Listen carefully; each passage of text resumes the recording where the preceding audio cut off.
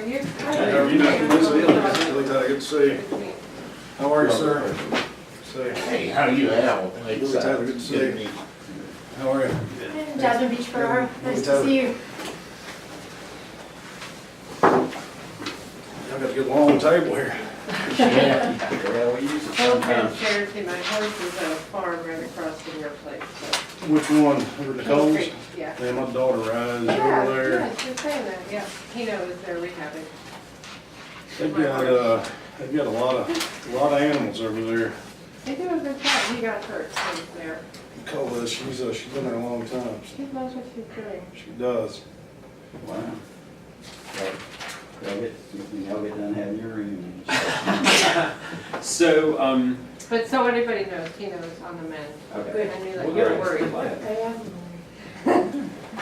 wait, Billy, thanks for your interest in being on the planning board. I know we did an interview previously, but we do have some new members on the board too. So when we were talking about doing interviews, I was kind of like, we're gonna make this guy come back and talk to us again. But there are new folks here, and it's been a while. So thanks for being willing to do it. Really appreciate Absolutely. it. So you want to just give us tell us a little bit about yourself and your interest in the planning board, and I'm sure there'll be a couple of questions. Okay, so I know several of you folks, but my name is Billy Taylor. I am a native to Buncombe County. My family owns Taylor Ranch out on Cane Creek Road, across from Keno. And we're in the real estate business. We've got an event facility I think most of y'all have been to called Taylor Ranch out there. Like my kids are fifth generation there, so we've been in Buncombe County a long time on the same property. Care an awful lot about not only the county, but its future and the growth and the steps it's going to take to make that a positive growth. I think there's no question we're going to see that. And by virtue of being in the real estate business, I was also in the construction business for a number of years prior to going more into real estate. And just have a common interest from a workforce standpoint. That's how I make a living. And I also have a very passionate about Buncombe County, and I just want to see it here. Hopefully, my kids are going to be on our property another 5 generations. So I would like to have part in seeing it positive for them. So were you served on those boards before? I was not on the planning board. I got interviewed the last time. I think you guys went with someone else out of that division. He's sick. Were we doing several that time? Yeah, I was a brand new board, so I've been in front of them several times prior to, and a couple of times with different projects since. The transition, I thought overall was fairly smooth. I was a little hesitant about, all the brand new board members going on, but it seems like they've done a pretty decent job. It's the whole planning board, yeah. Yeah, it was up They to didn't do renewal. staggered terms when they created it, Yeah. so it was like everybody came up at the same time. It's not ideal, but it's. I was going to say, moving forward, I think it would be positive to see some staggered terms in there. That's kind of tough to wipe out, no matter whether it's a planning board or anything else. I think it's hard for everybody to get their arms around the kind of just what to do. But overall, like I said, I've probably been up in front of them. Just been to a couple meetings and had a couple projects go in front of them as well. It's kind of like to figure out what's going on in the county. So I think that's important. What's your philosophy around growth and planning in Buncombe County right now? As far as to which way it's going, or what's Yeah, what do you think needs to happen, and how would you approach hard decisions about balancing the different needs and demands? I think that property in Buncombe County, stuff that you're having to purchase at fair market value in addition to the construction hard cost, it's going to make it more and more difficult to find, I don't know how you define affordable housing, but I think it's going to be more and more difficult for folks to continue to produce units that people are going to be able to afford. There's mighty stringent guidelines, and I'm not opposed to stringent guidelines, but I think that the more and more that we impose on there, the tougher it's going to be for folks to afford something under $300,000, which seems to be a big benchmark for us. I'm also a broker with Beverly Hanks here in Asheville. I was our number 3 person last year. Our company did about $1.3 billion in sales. So we see it kind of on all levels from, I do a lot of luxury and I do a lot of things that are not as pricey. But it's very difficult. I mean, our inventory for 300 and under units is 60 days, a little less than 60 days, 2 months. Under 200 is about 45 days. So there is a huge need for that. We're actually, the newest project I'm doing right now, I've got 34 units that are over in the Fairview area that we're starting at 300,000, trying to help fill that void. What do I see as far as the growth? Obviously, I think the bigger growth areas are going to continue to follow the water and the sewer, and I think that's going to be important to try to keep the folks that grew up here that might become, blue collar type paying jobs that, we don't want to see them have to move out just because they can't afford to live in Buncombe County. I think that's going to be very important. So I do think that there's going to be a large need to provide that. Obviously, the downtown area is kind of gotten, our growth and prices and whatnot are really something that those folks can't afford, but hey, that's part of downtown, and I don't know what we can do about it. It's pretty wild for me in particular, seeing, I remember when Hendersonville Road was a 2-lane. And that's been 30 years ago or more. Now we've got, 5 or 6 cranes downtown, so to me, that's pretty wild. So, Cane Creek Road, I heard from a lot of people when the dollar store went in, that it is a dollar store, and it was perfectly allowable. What's your thought about? As far as the zoning, so I got mixed emotions with zoning. I don't think that we need to restrict folks to where they just can't do anything. The dollar store, I wasn't overly thrilled to see it go in, but Do you know what we're talking about? I think that there's a lot of folks out there that have enjoyed it. So, it's, I went down there, had my 7-year-old on a Sunday night, had a project I found out about due the next morning, so I ran down there and bought $20 worth of stuff to do the project with. So, I don't know. I think zoning's, I think it's needed in some areas, or maybe not necessarily zoning, but maybe some restrictions against, a bunch of just crap sitting around and things that are unsightly. I don't enjoy that as much, but I also think there's a fine balance there of allowing people to do what they need to sell their property. I'm working on a project with a gentleman right now in Mills River, and they've kind of gridlocked him on some zoning things that have not allowed. He's got a property, it's got water and sewer on it, and the property next door to him is, they're putting a retirement facility in. They're actually going to build, or proposing to build 5-story towers, and they're telling him he has to have a minimum of 30,000 square foot lots, which is really not doable for what price he needs to get out of it. So I think there's a fine balance that needs to be had there, and it's not an easy one.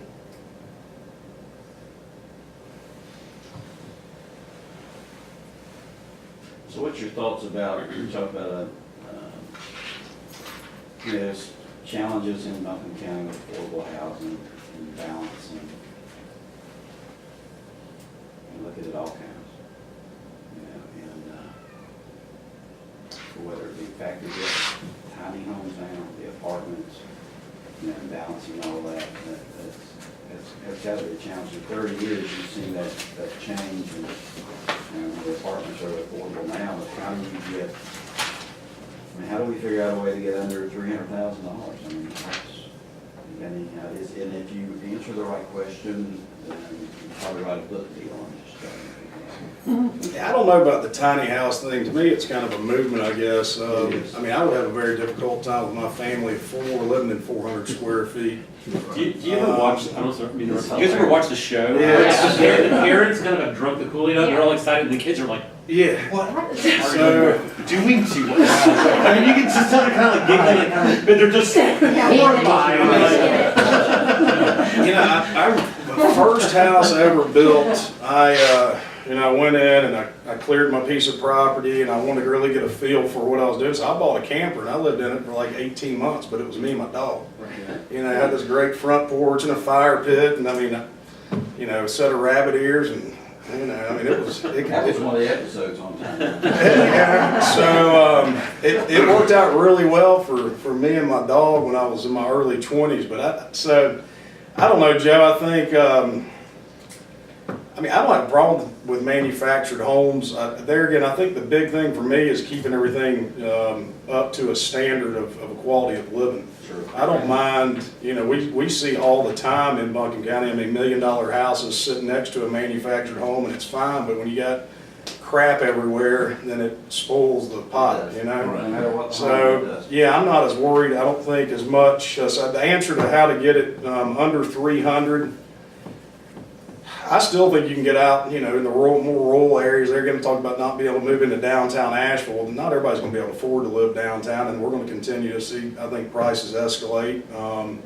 People coming in, investing business-wise, and doing these mixed-use developments. I mean, the stuff downtown that's, I mean, 800 square feet's $500 a foot.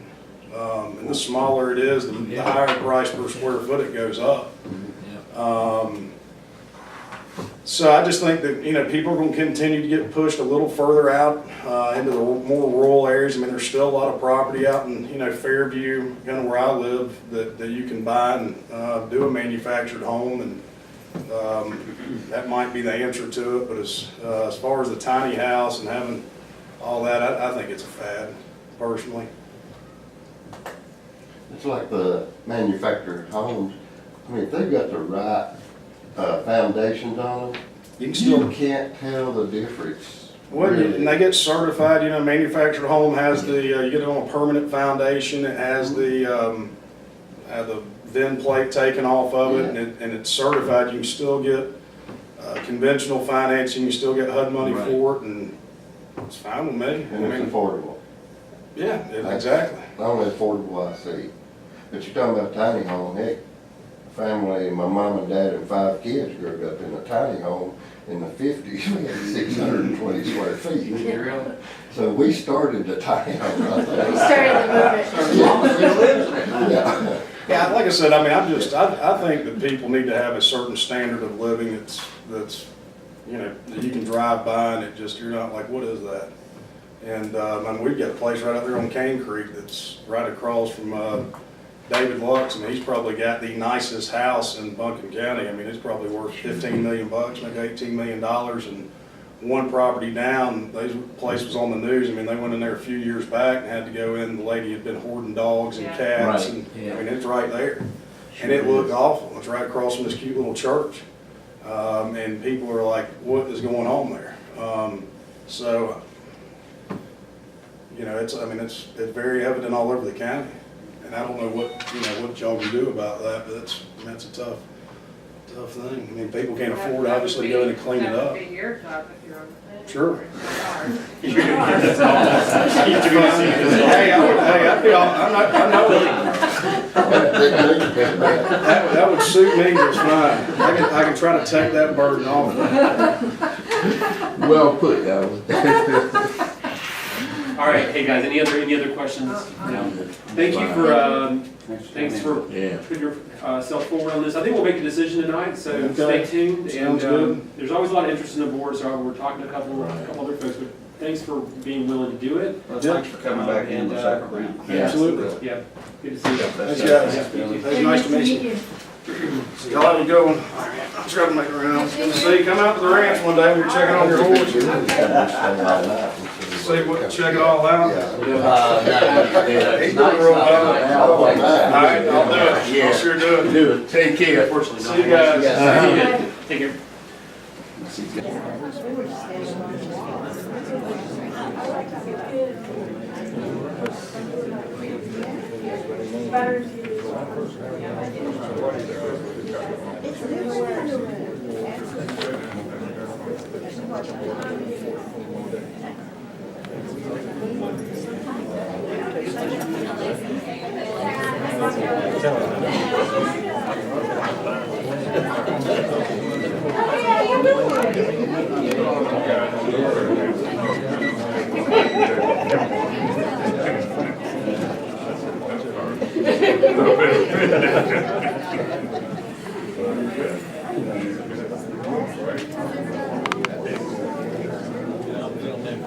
I'm his assistant.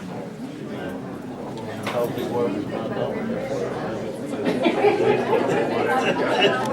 But I looked at most of my documents, so it won't be. Last year, lived in North Carolina.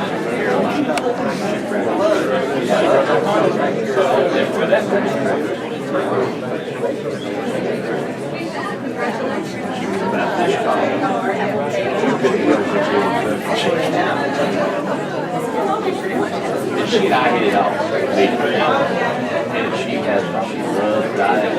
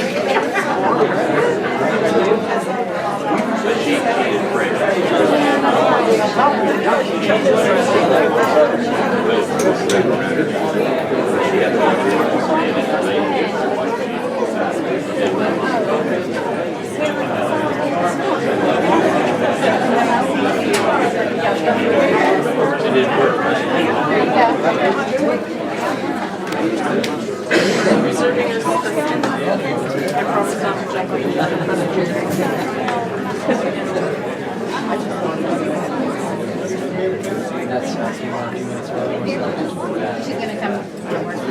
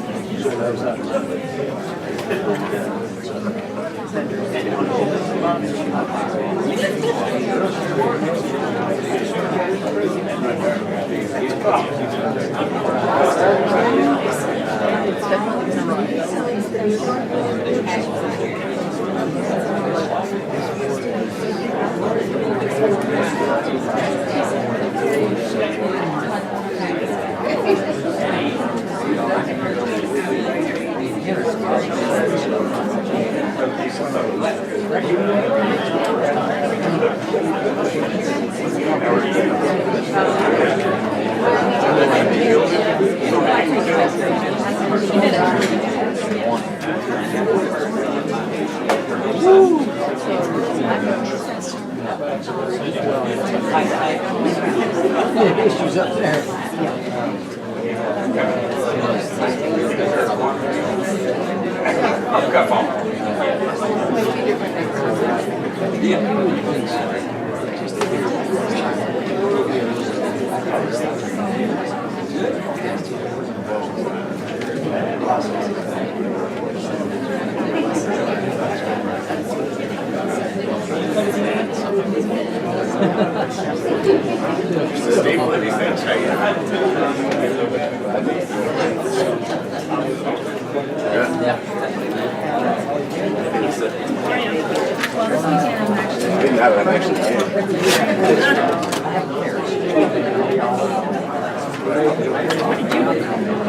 I broke my hand last August.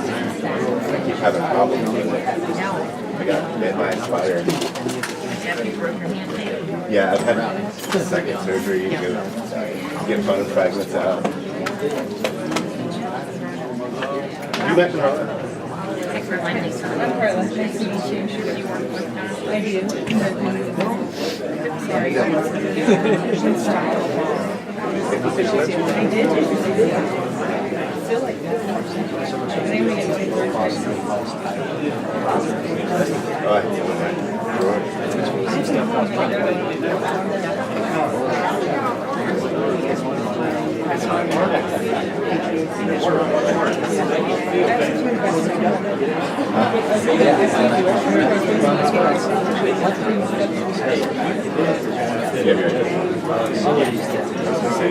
Just tell me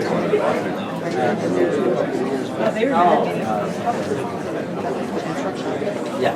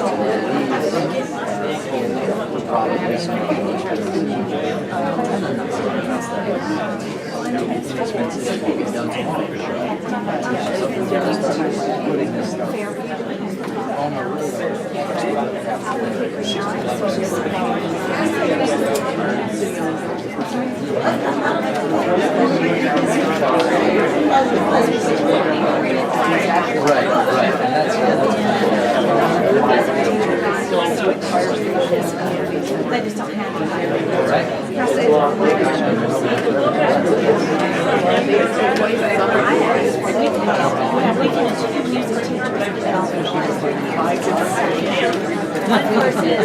That's it. It's a common occurrence. I'm finding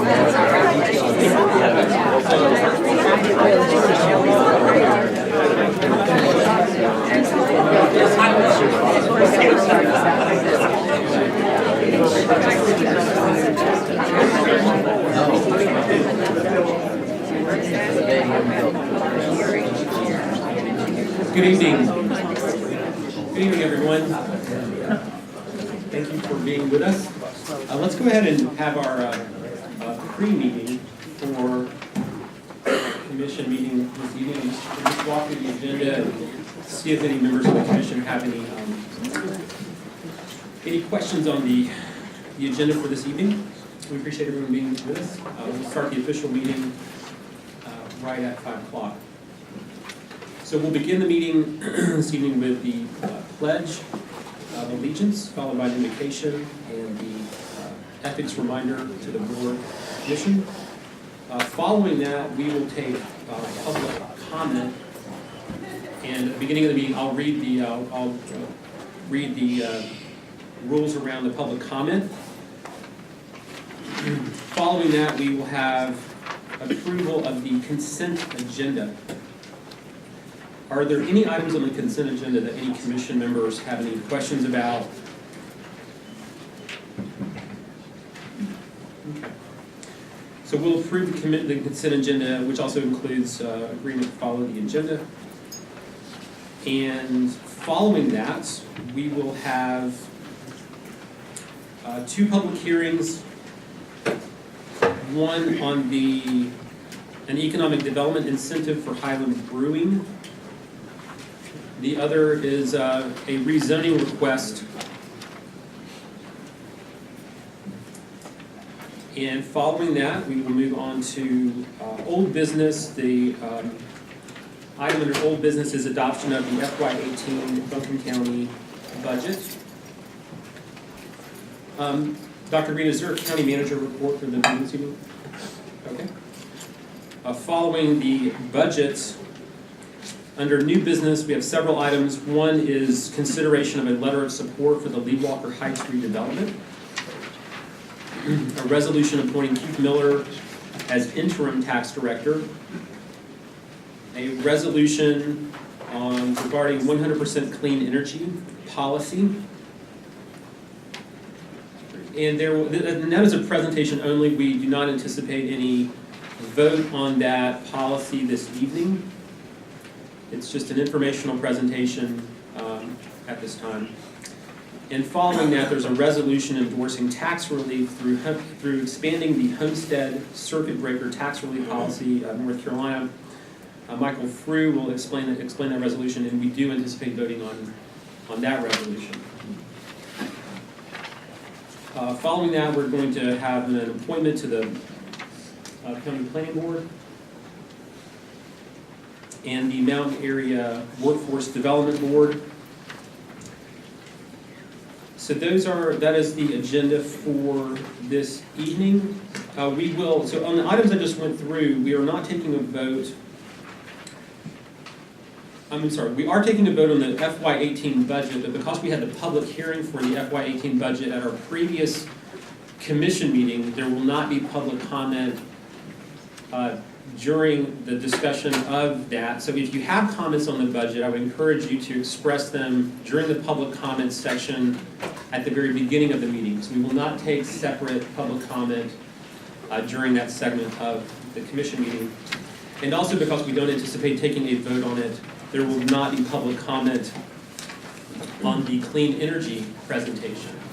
I anticipate there will be votes on the other matters on the agenda this evening, so that we will take public comment on each of them at the time that we take them up. Commissioners, are there any questions about any items on the agenda? Yeah, so I anticipate that there will be, regarding the FY18 budget, based on conversations earlier in the day, I anticipate that there will be a motion to approve a tax rate of 53.9 cents for Buncombe County. I anticipate that there will be an amendment to the budget to add an additional $1,539,178 of additional funding above and beyond what is allocated in the budget for the Buncombe County schools. And we'll have some additional discussion about each of these items, some more details around that.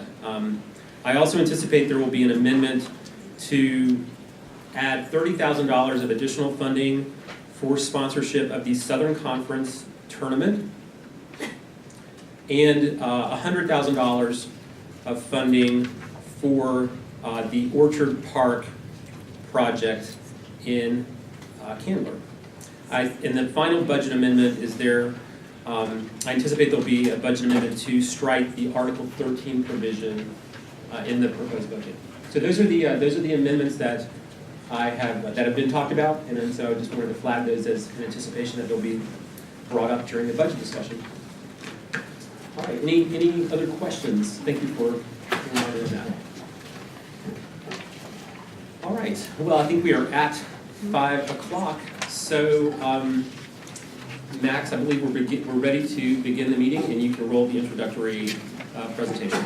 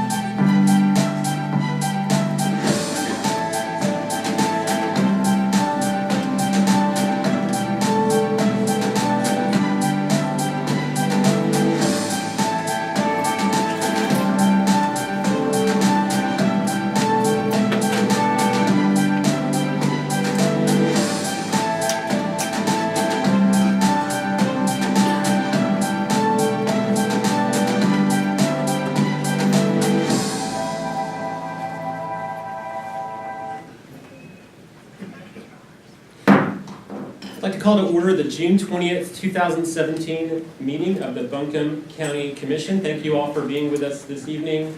Would you all please rise and join us as we carry out the Pledge of Allegiance.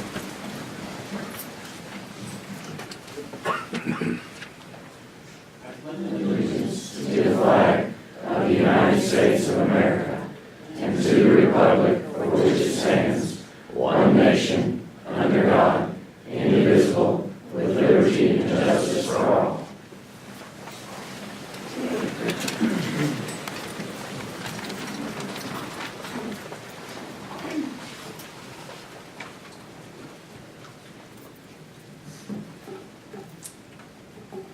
I would be remiss if I failed to acknowledge that as we begin this afternoon, that this is Dr. Wanda Green's last meeting as our Buncombe County manager. And I'd like to take a moment to thank Wanda for her years of service and dedication to the people of Buncombe County. And I'd like to invite you all into a moment of prayer.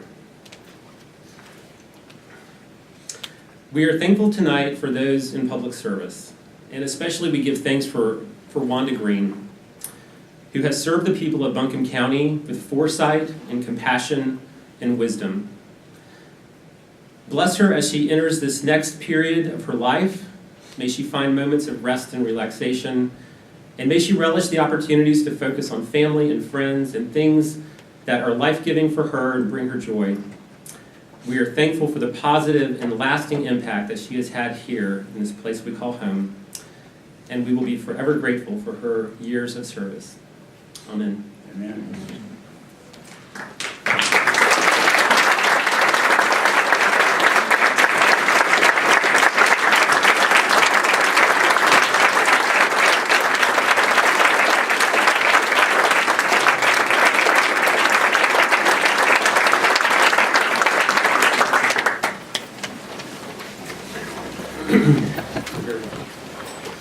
All right, we will read the county ethics reminder.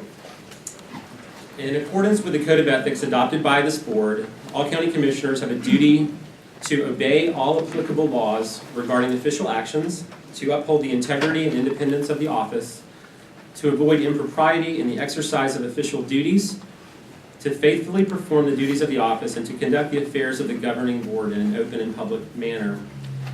Is there any item on the agenda, the outcome of which will have a direct, substantial, and readily identifiable financial impact for any board member? Also, does any board member have a financial interest in any public contract coming before the board today? There being none, all board members have a duty and obligation to vote on all matters that come before the board this evening. We now are at our time for public comment. The time limit for individual comment to the board is 3 minutes. If your time expires, you may leave any question along with your name, address, and phone number with the county manager. Board members are not expected to comment on any matters during public comment. This is your time to speak to us. The board reserves the right to deny public address on any subject previously presented to the board during the same meeting. Are there any members of the public who would like to speak this evening? Mr. Yelton, you can go first, and you can go next.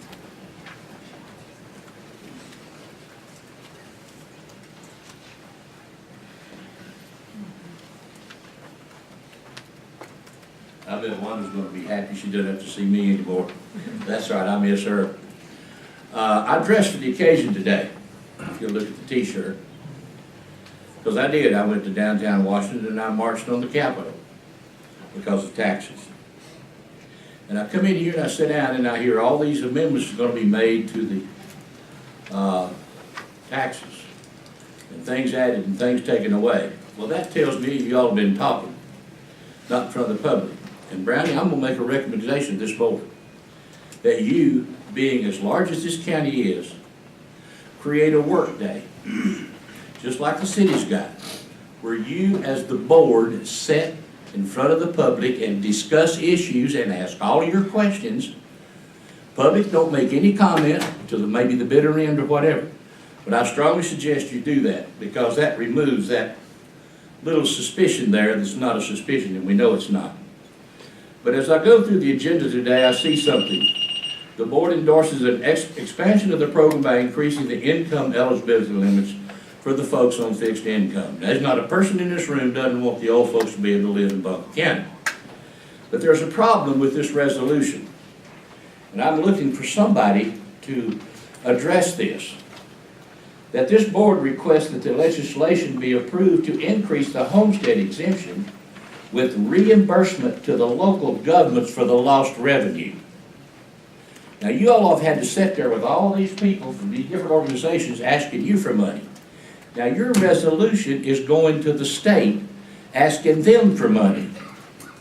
Where are you going to get your $300 and whatever it is million and for this, and the school's going to get their money, and the state get their money to give it back to the schools, and the state get their money to give it back to the county social services? Where's all that money coming from? And if you ask the state, you're doing the same thing that all these people are doing. You're passing on your responsibility and asking the state to give you money, and guess who has to pay that money? We, the people, even you.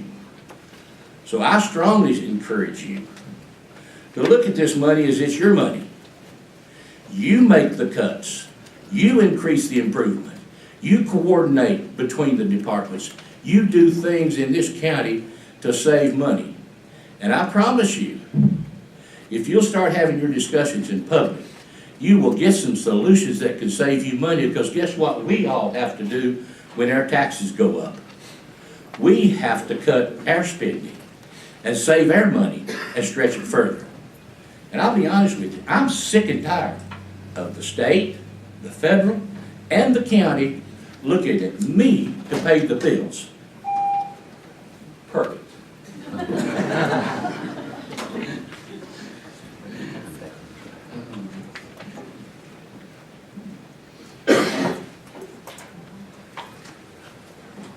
Good evening. I'm Meg Turner. I'm a resident of Buncombe County and currently the principal at Charles D. Owen High School in Black Mountain, North Carolina. I've been employed as an administrator with the Buncombe County Schools for 16 years, dating back to 2001. First, I want to let the commissioners know how much I appreciate your commitment to public education. I also am going to ask you today to support, and I appreciate hearing that there's going to be an amendment towards the school district and its budget. I wrote my comments before I realized about that. But I know that you all have supported new construction, you've supported teachers beyond the state allotment for years, and we appreciate those as examples of what you do for public education. I'm also a homeowner in Buncombe County, and I feel the squeeze too, and I understand there are new pressures on you every day that are really made because of decisions that are made in Raleigh, and we appreciate what you do to support us. As I said tonight, I'm here specifically to ask you to please fund the final phase of the teacher supplement that you all promised that you would do a year ago. That final phase is essential to employees, not just teachers, but our custodial staff, our bus drivers, our cafeteria staff, our clerical and support staff for our teachers. And we all are aware of I think the current political condition in the state of North Carolina and the demoralizing nature and the effect that it has on our public school employees. And that has a lot to do with our teacher salaries being ranked as one of the lowest in the 50 United States. I also want to remind you, because I'm assuming that you know, principal pay is 51st. I didn't know there were 51, but I think that includes the District of Columbia. That is the bottom. We can't go any lower for principals. I realize you all should not have to shoulder the burden of all of that, but we have come to trust and appreciate your support for public education. I think it's really important that we are competitive with neighboring counties, with neighboring states, and also with private sector jobs. I was talking to a teacher from down east yesterday, and I mentioned how you all support public educators in this county and talked very specifically about the local supplement. I also want to mention that I know the budget in Raleigh that's been talked about in the last couple of months talks about a raise for teachers and a raise for administrators. When I calculated my raise in the Senate budget, it gave me a $4,000 base pay cut because they removed the years of experience, and it's moving more towards a merit-based pay schedule. That's hard to stomach after about 30 years in public service. I'll go with the flow. I'm not going to complain about that, but I'm just going to implore you tonight to continue your support for public education. Thank you. Thank you very much. Jerry Rice.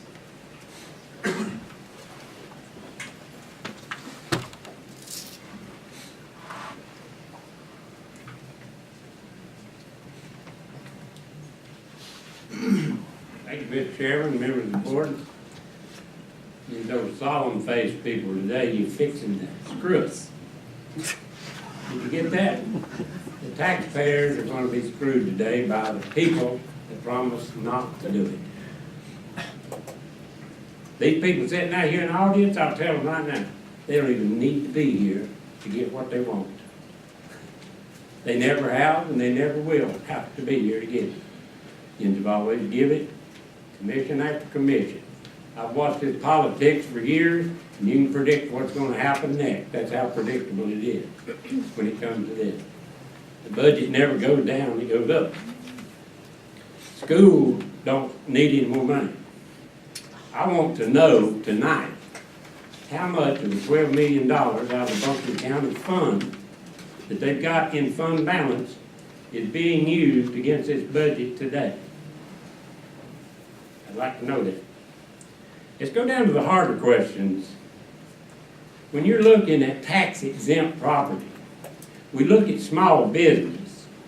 Small business is something around $6.9 billion in small business on the tax rate that taxes come in. Now, let's look at nonprofits in Buncombe County. The exempt property in Buncombe County is at 4.878041883. $4.9 billion in nonprofit exemptions. That ought to curl your hair. CEOs making extreme amount of money. Nonprofit leaders making extreme amount of money. And all this is coming down to the taxpayers paying the bill. And when I say taxpayers, I'm talking about individuals. I'm not talking about people like it just got up here, it makes $50,000 or better, that can pay their bills. That's different. We're not talking about that group of people. We're talking about the majority of the people here in Buncombe County. I'm concerned when our debt service is over the amount of our complete budget. Now, when our debt service goes more than a regular $400 and some million complete budget, that's bad. That's not good management. I don't care who's sitting in the We can't manage your own personal like that and stay in our home. 53.9 is a slap in the face to the taxpayer. Period. Thank you.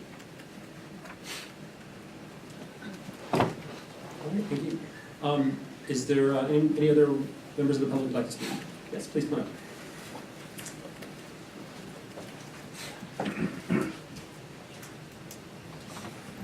Chairman Newman, Commissioners, it's come to my attention that the Buncombe County Schools stands to have allocated roughly $2.5 million towards its 2017 request of $4.5 million, and I appreciate very much that there has been an amendment proposed for this evening. I know that our commissioners have been very supportive and have high regard for our public schools, but I'm concerned about how we can fulfill our commitments for the good of all of our students at nearly half of the additional itemized budget request. That amendment will go a long way. Underfunding the budget request means that Buncombe County Schools will have to rob Peter to pay Peter, a shell game of sorts that merely shifts funding from one necessary expense to another, both expenses for the same intrinsic purpose, which is adequately educating our children for the future. What expenses can possibly be cut without having a negative effect on our students? There is nothing that the Buncombe County Schools has asked for that we do not need in order to deliver the schools that our students deserve. This is a time when our state government has spent a good deal of time legislating unfunded mandates and implementing budget cuts that tear away from our ability to create optimal learning environments. We excel because we are well-managed, well-trained, and deeply committed. However, we are at critical mass right now, both from a resource and a morale standpoint. We cannot help but look to you, our closest branch of government leadership, to invest appropriately in the children who live right here in our communities, your own children and grandchildren, those of your neighbors and constituents. This is where the line gets drawn, where we dig in deep and say, not in my backyard and not on my watch. Specifically, the $2 million shortfall in the budget has an obvious correlation to the amount of money already promised and voted last year for the second-year phase-in of the county supplement increase. The vote was tantamount to writing a promissory note to the teachers and staff of our schools, that their work was valued, that their compensation was an important gesture toward making our county competitive with neighboring counties and with private industry, that Buncombe County needed to fulfill a years-old intention of increasing supplement pay and needed to acknowledge all levels of staff who contribute to the education of our children, and that commitment buoyed the morale of thousands of educators and support personnel who deliver on their promise each and every day to nurture and educate the children who will be Buncombe County workforce of tomorrow. And now that promissory note is in danger of default. Buncombe County Schools will not be able to deliver on the promise made by the county commissioners without cutting deeply into intrinsic core services. The long-term cost of our schools will be extensive, including the damage to the trust and morale of our professional staff. Teaching working conditions are student learning conditions. We cannot do more than we are doing, and certainly cannot do it with less.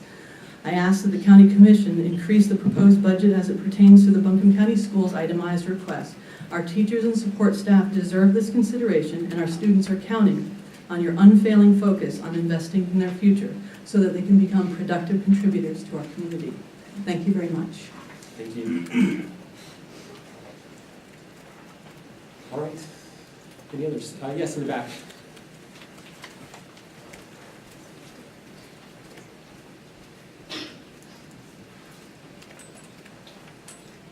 I apologize if I missed your instructions at the beginning. Are you taking comment on the clean energy? This would be the right time to do it because we won't take comment on it when we actually discuss it since we're not voting on it tonight. So yes, now's very appropriate time. Okay. So my name is Dr. Catherine Horton. I'm part of a local nonprofit, Community Roots.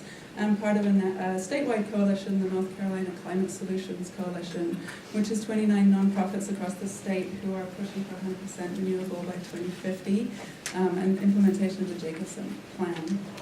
So I wanted to speak a little bit on the clean energy proposal that I see on the agenda and full support of it.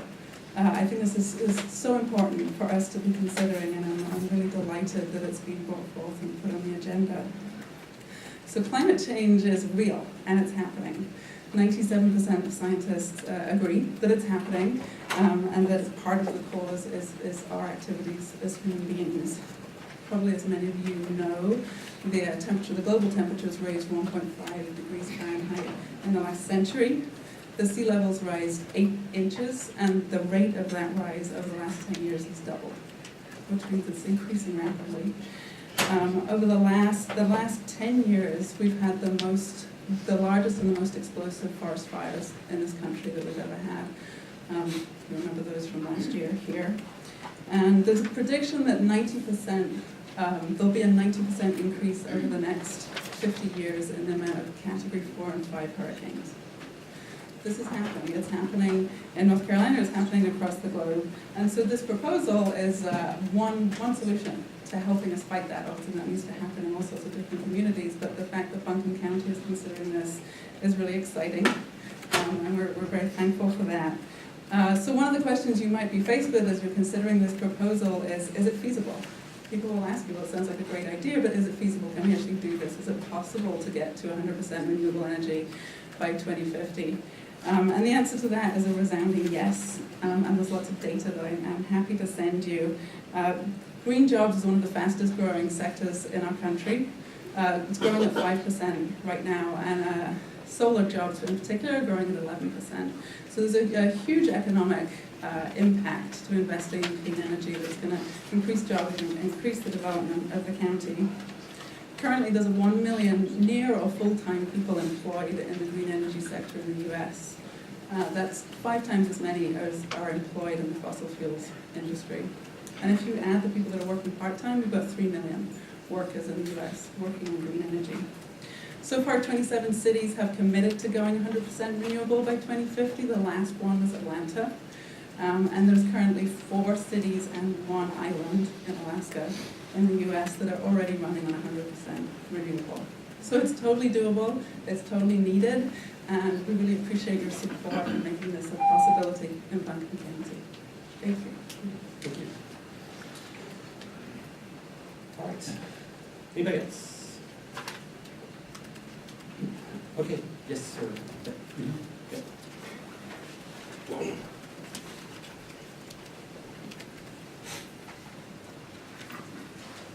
Good evening. My name is Hardy Holland. I'm the acting sitting chair of the Dinah Worthing Theater.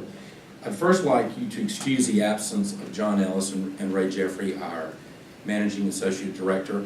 They're attending a conference in Wilmington, North Carolina, of the North Carolina Presenters Consortium, where Ray is the chairperson. 25 years ago, Buncombe County partnered with Pack Place in an effort to revitalize downtown. Was it successful? Did this investment bear fruit? Just look around. I think the answer is obvious. I want to be very clear here. We are not asking for additional resources from the county, only continued funding, preferably at the $300,000 level. The proposed funding level of $175,000 would be a devastating reduction and would significantly impact our organization's ability to serve the community through our mission. It is true that only half of our building is currently operational, while half of it is under construction. However, Most of the building's operational costs are fixed. The variable costs, such as utilities, have yet to show any significant decline. The Dinah Wortham Theater is home to over 20 of our local arts groups. We boast annual attendance of 50,000 and serve 10,000 school children through our programming in Western North Carolina. Our planned expansion plans have laid the groundwork to increase our programming for children and families over 250% to 75 events a year, and increase our annual attendance 60% to over 80,000 a year. We are simply creating a performing arts center that will enhance our ability to touch more people in this community and to be an economic driver in the arts and cultural mecca that we have become. Economically, and this is the most important part, we will simply put heads on the beds of our hotels, as the Tourism Development Authority will confirm. When Pack Place was developed to revitalize downtown, it was also hoped that it would be a catalyst for upward property values, thus better tax receipts. I propose to all of you today that the county's funding has allowed us to be a positive catalyst to higher hotel and property tax receipts. I acknowledge that local budgets are tight and it's been a difficult year, but we have not asked you for a contribution to our building expansion and our capital campaign, but only asked you to continue to fund our operational costs at a level that we can continue to do the work that serves our community in both tangible and intangible ways. Thank you very much. Yes.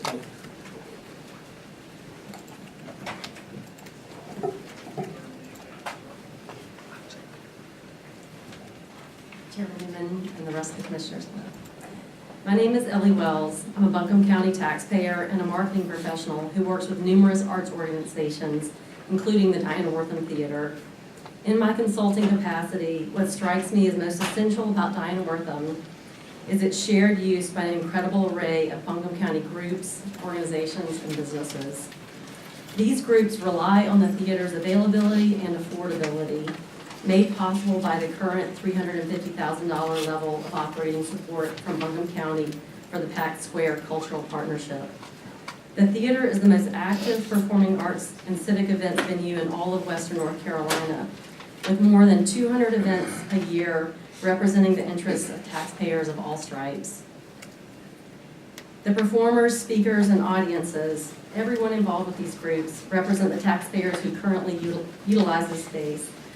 This is a partial list: Asheville Ballet, Asheville Chamber Music Series, Asheville Contemporary Dance Theater, Asheville Lyric Opera, Asheville Percussion Festival, Asheville Symphony Orchestra, Asheville Symphony Youth Orchestra, Asheville Performing Arts Academy, Ballet Conservatory of Asheville, Black Mountain College Museum and Arts Center, Blue Ridge Ballet, Blue Star Dance, the Buncombe County Service Foundation, the Community Choreography Project, David Lamott, D&D Audio, Folk Moot, Fox and Beggar Theater, Hanger Hall, Land of Sky Chorus, Land of Sky Symphonic Band, Laugh Your Asheville Off, Malaprops Bookstore, Miss Gay Latina, Music Video Asheville, Pisgah Legal Services, Red Herring Puppets,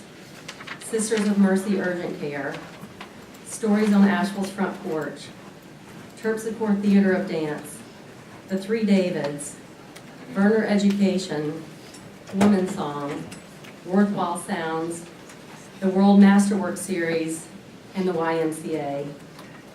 Sustained funding benefits all these organizations. The reduction in funding would negatively impact all of these organizations. This facility, at its current funding, provides these groups with a state-of-the-art venue with top-notch support systems to assist them with their work. A well-maintained 500-seat hall, a dedicated technical staff, box office and ticketing, and promotional support. A reduction from $350,000 to $175,000 from the county drastically impacts our facility and all the people it serves. We respectfully request that funding be provided at a sustainable level. in order to continue the same level of service that this facility has shared for the past 25 years.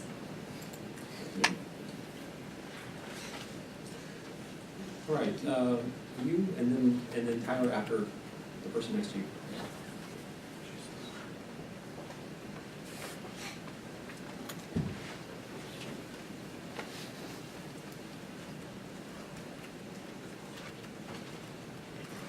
Hello, my name is Jamie Frederick. I'm a resident of Asheville. And I wanted to, well, first of all, thank you for this opportunity to speak. I wanted to draw the attention of the commissioners to something that is a really, I think that's something that we all know, but sometimes it's really easy to overlook, and that's that in all the decisions that we make, which I know you have a lot of decisions that on your plate right now, that the earth is primary. That if we don't have a healthy earth, we literally don't have anything at all. If we don't put our resources and our innovation and our intelligence into protecting and preserving and restoring the health of our planet, we really, everything else that we're trying to accomplish is pretty much moot.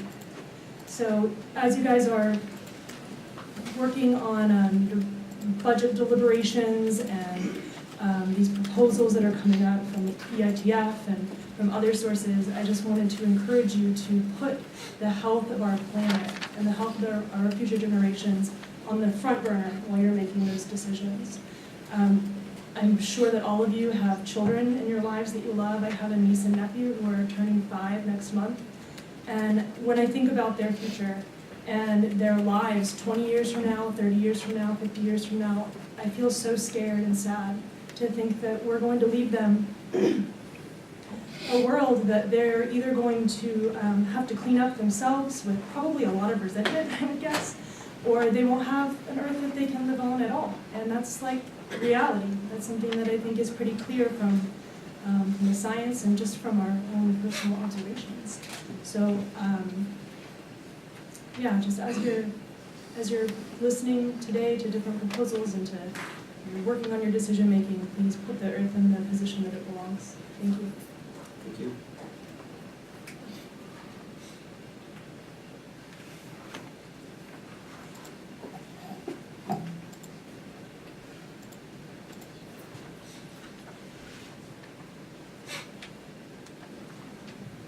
My name's Tyler Garrison. Ooh, I got all close. How are y'all doing today? Night. So my name's Tyler, and I've been here before, obviously. I really just wanted to come first and foremost and thank each and every one of you. I know that's not my typical MO, but thank y'all. Seriously, sincerely, thank you. Thank you on behalf of myself. Thank you on behalf of my 3-year-old daughter. You know, despite my long-haired hippie appearance, I own a few businesses here in Asheville, and like many of y'all, I genuinely care about this community. This is my home. This is my roots here. You know, I mean, this is not just a place I'm at temporarily. And the fact that y'all have on the agenda tonight, and I haven't seen the full thing yet, but the fact that y'all have on the agenda tonight a proposal for making this county 100% renewable is a major deal to me personally, just as a human being, as an individual, as one of your voters. And so I just really wanted to come out tonight and say thank you. Thank you for putting it on the agenda.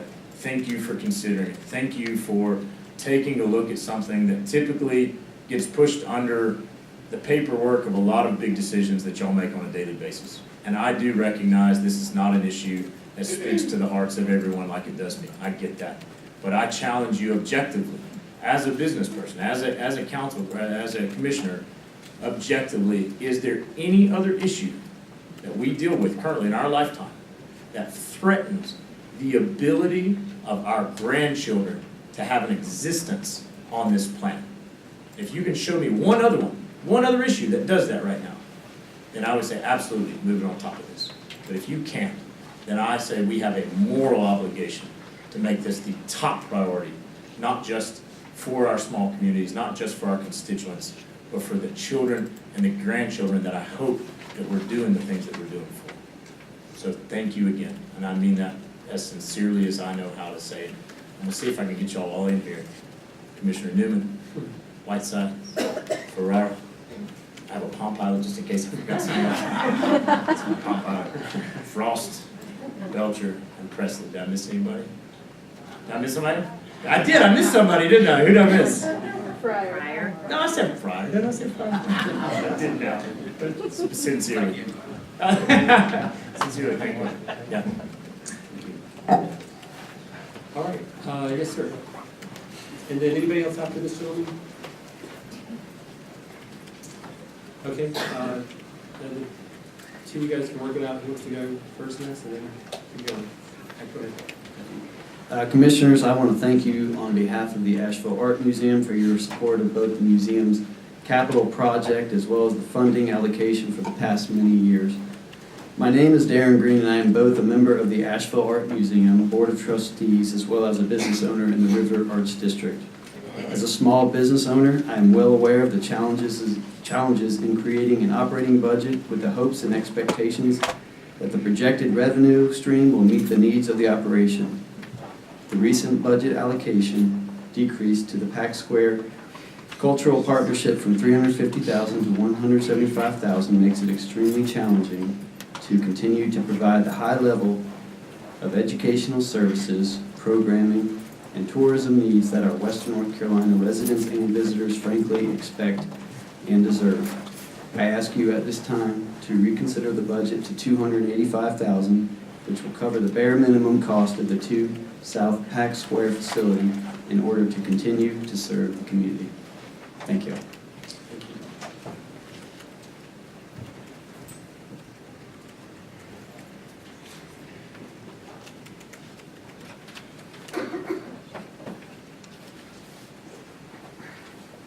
Hello, Commissioners.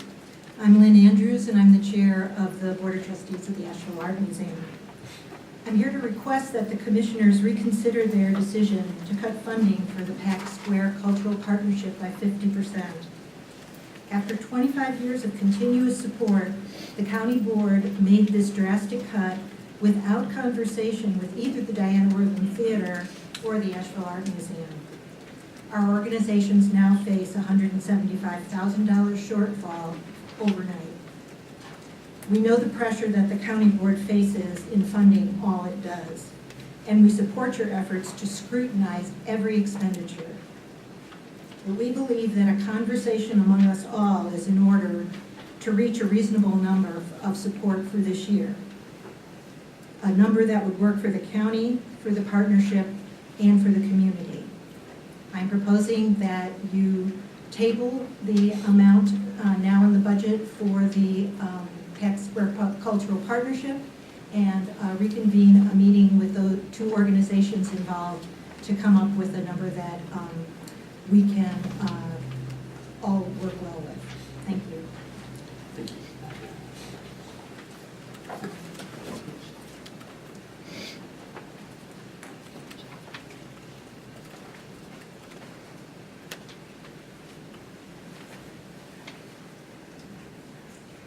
Commissioners, I'm Pamela Myers. I'm Executive Director of the Asheville Art Museum, and much of what I wanted to say has been said, so I will be brief. The museum has worked in partnership with Buncombe County to provide critical educational and cultural services to residents and visitors to our region for more than 69 years. We're aware that this is a tough budget year, as many seem to be, and we thank you for your hard work. We are grateful for the county's commitment to the Asheville Art Museum Capital Project, which has enabled us to launch major construction of this transformative project for our county, the community, and its many visitors. We look forward to sharing our progress with all of you. The museum design and construction team is overwhelmingly local, amplifying the significant economic impact of the project. And the museum served nearly 130,000 participants last year, including 21,000 students on-site and off-site. We anticipate that this will double in the new museum.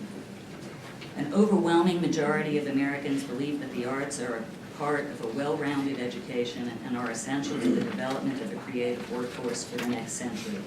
The museum is a proud partner with Buncombe County Schools, and with your support looks forward to increasing services to students and teachers throughout the transitional process and thereafter. As it's been said, for 26 years, the county has supported the cultural facilities at 2 South Pack Square. The enormous public and private investment in the education and artistic opportunities for all Buncombe County residents and visitors provided by the Diana Wortham Theater and the Asheville Art Museum has been a critical element of the revitalization of our community. We ask that the Commissioners increase the community funding this year to the Pack Square Cultural Partnership from $175,000 allocated currently to $285,000 for the next year, in which construction will be ongoing in portions of the Diana Wortham Theater and the AAM areas of the facility. This allocation, $175,000, would cover the actual utility costs for the entire facility, and we estimate, based on past experience, that a minimum allocation of an additional $110,000 would support the very most basic operations of both organizations in the facility during this important transition. These funds are absolutely critical to our ability to continue to serve Buncombe County and western North Carolina. Thank you. Thank you. All right, anyone else? All right. The next item on the agenda is the consent agenda. If there's no questions about it, is there a motion to approve the consent agenda and agreement to follow the published agenda? Second. We have a motion and a second. All in favor, please say aye. Aye. Any opposed? Our first public hearing is an economic development incentive for Highland Brewing, and John Creighton, Assistant County Manager, will present this item.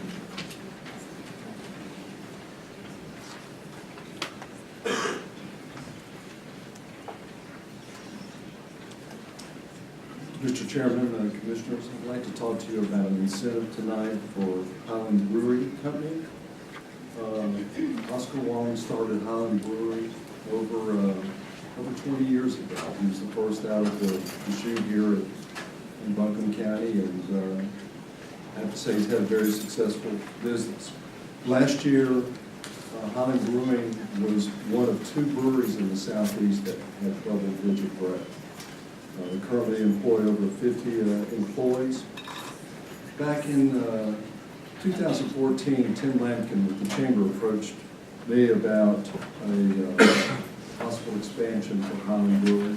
At that time, they were rejecting 15 jobs with an average wage of $42,016 and making an investment in equipment and building renovations at $5 million. At that time, I suggested that we do a one-time incentive grant of $61,405 based on the number of jobs, the wages, and the investment. Unfortunately, Highland Brewing was only able to create 10 jobs, but I have to say that the average wage is higher than what was projected at $44,676, which is over $2,500 more than what was anticipated. What we do when we put an incentive grant together, we base half of that grant on the jobs and the wages of those jobs, and then the other half goes for the capital investment. So in this case, the $61,405, we divide that in half, is $30,702.86. So you say you take that half and divide it by the number of jobs, which were 15 jobs. The average of those jobs, we would pay $2,046.83 per job. So if there are 5 jobs short, I would recommend that we reduce the incentive amount by $10,234, which would make the incentive $51,171. Now, as far as the capital investment, instead of the $5 million that was projected, our appraisers went out and valued it over $7.5 million in investment. So it came in way ahead on the investment, but a little short on the jobs. So I'd like to ask Oscar Wong to come up and talk to you all, and if you all have any questions after he finishes, we'll be more happy to answer.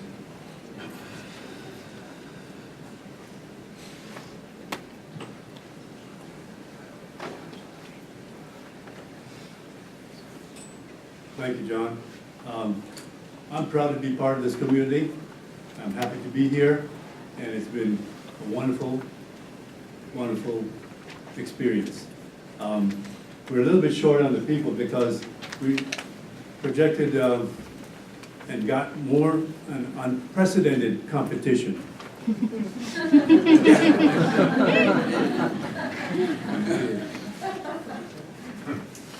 So in essence, we did bring in even more jobs than we projected. Anyways, I just want to say thank you because this community means a lot to me. It's where we've decided to just reside, and now I'm in a I keep thinking of restaurant, a retirement home, but I'm still active.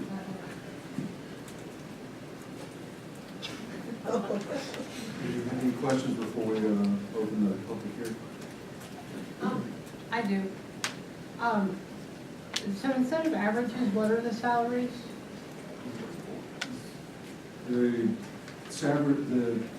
Basically, they're $17 to $18 jobs, the vast majority of them. There's one that skews it a little bit, that's $72,000 job, but they run anywhere in the mid-30s.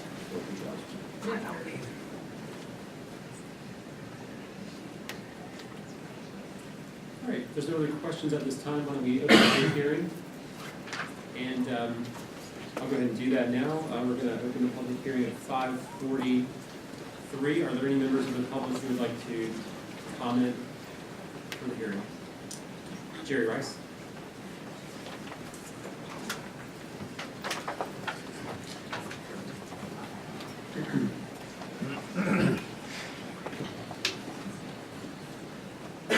Thank you, Mr. Chairman, and members of the board. These incentives I don't like no way. But there's one thing that I do. I like our kids. I like our people here in Buncombe County. And these incentive things don't go well with me, especially with a beer company. Most people I talk to would probably say, that's okay, that's great. Well, tourism is doing exactly what you wanted. Maybe not you as a commissioner today, but you're going to be accountable for things in the future, just like the other predecessors. There's one thing that gets to my heart, and educators, they do too. And parents, really, if they should, be excited about their kids. When it comes to the place that beer is exonerated and alcohol to the point that it is, our government ought to be interested in that. You know why? The impact on our sheriff, our police, our agencies, our DSS, our schools, the impact of what this job is bringing in today is untold on the human life of what we're trying to look at. Opioid. Do you understand what that is? What is preceding opioid? Drinking. We have come to a time in our Buncombe County that it is exonerating God in our lives. What did he say would happen in the last days, whether you believe the Bible or not? Eating, drinking, marrying, giving in marriage. I'm preaching to you just a little bit. These are the core values that we need to be looking at. We wouldn't have a DSS department the way we do if we had the lifestyle that we should have in Buncombe County. We need to clean our lives up, period. If you like it, say amen. Amen. Uh-oh. Give no amen. Anyone else? All right, we're going to close the public hearing at 5:45, and I'll bring it back to the commission for discussion.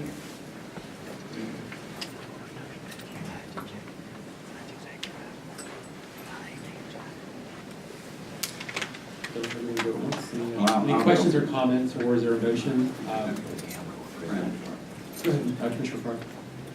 Mr. Long, if I remember right, you was #1 in Buncombe County. far as bringing beer. As you said, you have a little bit of competition now. You know, I'm back to the thing, I don't really drink beer. I tried, but I have mixed orange juice and everything with it. It didn't work very well. But we do appreciate the jobs that you bring forward. You know, something, and Jerry's right in certain ways. People, alcohol is not the best thing to be, but it's not the worst thing either. The opioids, the drugs, the other things is a whole lot worse. So appreciate the toleration of you being number one, like in our area, and decided you were going to retire here totally. So thank you, sir. I appreciate that the jobs were lined out in the salary and not the averages. Thank you. Oscar, I appreciate what you've done with Highland Brewery. And not only that, I appreciate the contributions that you are making in the community here through the work that you do and your employees at Highland Brewery. You are the type of industry, and I'm not a big beer drinker, but I do every now and then. But you are the type of industry that we do welcome because you pay well and you take care of your employees. Not only that, but you do contribute to the overall community as a whole. So thank you. We appreciate what you do. So I make a motion that we approve the incentive. I'll second. So I've got a comment. I want to thank Mr. Wong for his family and what he does for the community. And since I've become a commissioner, he's been a good friend, and I appreciate that. And as a matter of personal conviction, I do not support incentives to the beer and alcohol industry, so I'll be voting no. It is no reflection on you and your family. I'm very grateful for what y'all do for the community. Very much. Thank you. Further discussion? Motion is a second. All in favor, please say aye. Aye. All opposed? No. All right, thank you very much. The next item on the agenda is a rezoning request for PIN number 9679.9-0221 from R1 to R3. And Debbie Trumpy will explain the item. Mr. Chairman, members of the board, Wade Watkins has applied to rezone a 0.98 acre parcel from residential district R1 to residential district R3. The property is currently vacant. Property to the north of the subject parcel is vacant and zoned R3. The property to the west contains a manufactured home park and is also zoned R3. The property to the south contains a site-built residence, and that is zoned R1. Properties to the east, which are separated by New Salem Road, include a site-built home, a vacant parcel, and a manufactured home, and are zoned R1. The applicant is seeking the rezoning in order to place a manufactured home on the property. The planning department recommends approval of the proposed rezoning as it is consistent with the comprehensive land use plan. The 2013 update suggests single-family and duplex development be within reasonable proximity to major transportation corridors, within combined water and sewer service areas, and outside of steep slopes, high elevations, moderate and high hazard slope stability areas, and flood hazard areas. The planning board held a public hearing on this application on June the 5th. 2 people spoke during public comment, and both speakers were in favor of the rezoning. They stated that a manufactured home had previously been on the property and that it would be an improvement in the neighborhood. The planning board found that the proposed amendment is consistent with the land use plan, is reasonable, and is in the public interest, as it is compatible with the surrounding residential development, is adjacent to an R3 zoning district, is served by public water, and is readily accessed by an NCDOT maintained road. The planning board recommended approval of the rezoning in a vote of 7-0. And I'll be happy to take any questions if you have any now.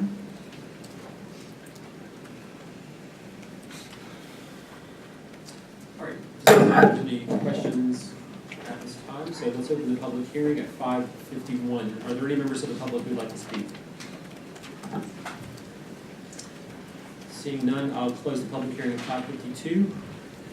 Is there a motion or from the board? I'll make a motion. I'll second. I'll make a motion to approve and find that the request is consistent with the county comprehensive land use plan, reasonable, and in the public interest. Further discussion? All in favor, please say aye. Aye. Any opposed? Is that all we need, Mr. Murphy? Great, thank you. All right, the next item on our agenda is the consideration of the FY18 budget, and Dr. Green will provide some additional information for us. All right, Mr. Chairman and Commissioners, this is my favorite part of the budget process because in just a few minutes we'll have an 18 budget, so that's always a nice point to get to. So very clearly, this is your budget, and you've all had a lot of input into the process, and we appreciate that. For 3 of you, this is your first budget, and that's always a challenge. For 1 of you, it's your 3rd county budget, but you've done many budgets for another agency. And another 3 of you are making your way through the 5th budget, so I'm hoping that those of you who are going through the 5th can tell the ones who've gone through the 1st that it does get better, but it's different every year. It does give you a great deal of opportunity to learn a lot about our citizens and what they need in the services and what we provide. I do appreciate your time, your energy, and efforts. This has got a big background, I can almost hear it. That you put a lot of energy into making this a very successful budget.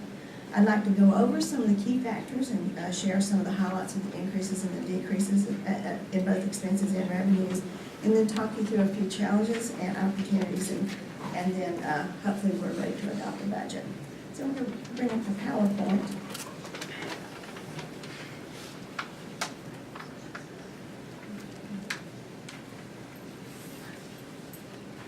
This is this budget totals.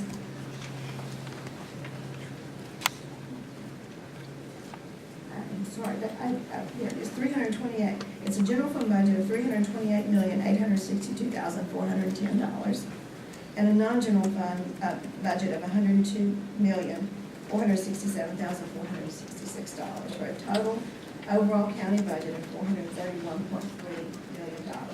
It is a 5.5% increase in the general fund budget. Just to point out that the non-general fund budgets include things like your occupancy tax, your 911 fund, your fire districts, Mount Mobility, solid waste, our insurance funds. This is a reval year, and we have to identify for you revenue neutral. The 2017 budget, which we're finishing, was built on and executed using a 60.4-cent tax rate. Revenue neutral is 51.3 cents. But this budget tonight is presented to you at 53.9 cents, which is a 5.07 increase over revenue neutral. The components of the budget are still our core services. That's human service, public safety, and education. And there's not a lot of shifting. They take a considerable amount of our budget. We only have discretion over about 8% of our budget. 92% of it is mandated services. And you'll recall the chart when we laid those out in early May. There are some things that we had to adjust for. There's new property tax in here, a little over $13 million. New sales tax at almost 2.4. We are filling a revenue gap with some one-time funds because we had one-time funds last time. There's some additional revenues that are coming because of services we provide. Those are reimbursements, a lot of that's intergovernmental, and are just based on sheer volume going up in some of our departments. Our spending is also very consistent. I gave you the expenditure information. I should have been giving you the revenue information. Sorry. Maybe I'm just kind of checked out on some of that. So let's go back and say expenditures are our core services, human service, public safety, and education. If I went back to the other graph, I would say primarily the revenues are sales tax, property tax, and intergovernmental revenue. They make up the bulk of our revenues. I'm so sorry. If you take a look at the breakdown of our expenditures, you're looking at salaries and benefits being $133 million. of our general fund, you're looking at our operating budget being about 54 million, and program support being at 112.3 million before we make some adjustments tonight. That's program support are monies that we pay out to other organizations to for the functions we have, primarily being education and some of the contracts that we have. But if we privatize something or we're providing them funding to another organization to provide the services, that's program support. If you look at some of the things that, I'm not going to read you the list, that are, we've talked a lot about. Some of our increased costs are the one-time cost for Eagle Market Street. We will set that money aside, and we will not pay that until we're instructed, as we've been instructed, those are the last dollars in. Our increase for our employees that we give in April. If you look, we do have, I just want to point out, we do have retired health insurance. That's been in place since I came here 23 years ago. We did change the policy, and anyone who came to work for us after June 30th of 2015, we no longer have that benefit available. That's what we are primarily referring to when we talk about OPEB, it's other post-employment benefits, and we hope to see that liability decline as we move forward in coming years. We are also opening, in mid-18, we'll open the Cox Avenue facility and be paying for that debt. Some new school nurses. And then at the bottom, you'll see our investment in schools, which we'll be asking to adjust in just a few moments. We do have a little bit of capital in this budget. Primarily, this is to replace a cooling tower in the jail. That's the bulk of this. The courthouse, that is, cooling tower is one piece of it. The exterior repair on the courthouse is the biggest piece, a little over $2 million. And the other thing that you do in this budget is you set other tax rates. We set tax rates for 21 fire districts in the city school supplemental tax.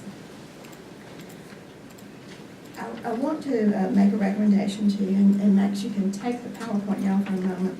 Based on what I've heard in a pre-session, I'm recommending to you that we adopt this budget at 53.9 cents with the following changes. Remove section 13 of the ordinance. Decrease the governing body budget by $4,724. Decrease the EMS budget by $75,396. That's for the community paramedic. Increase the transfer to Fund 41 by $100,000 for Orchard Park. Increase our funding to the Sports Commission for SOCOM by $30,000. Increase the Buncombe County School funding by $1,539,424. Increase the Asheville City School funding by $283,674. That's the ADM share of this. And then that would increase your fund balance appropriation by $1,872,978. So my recommendation to you tonight is to adopt the 2018 budget at a 53.9 cent tax rate with these changes to the budget, and I'm happy to repeat those if you'd like.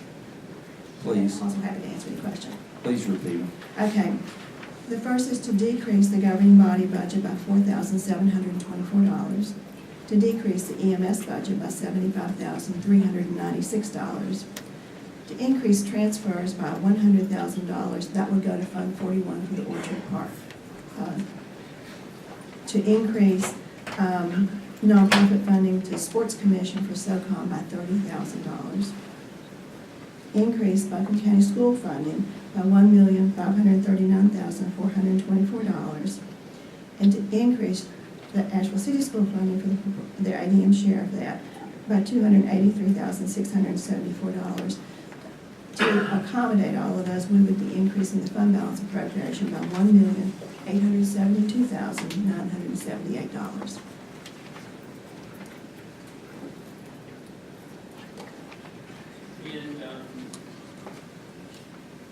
And also, did you mention it on the first list, Dr. Green, the striking the Article 13? Yes, sir, striking Section 13 of the ordinance.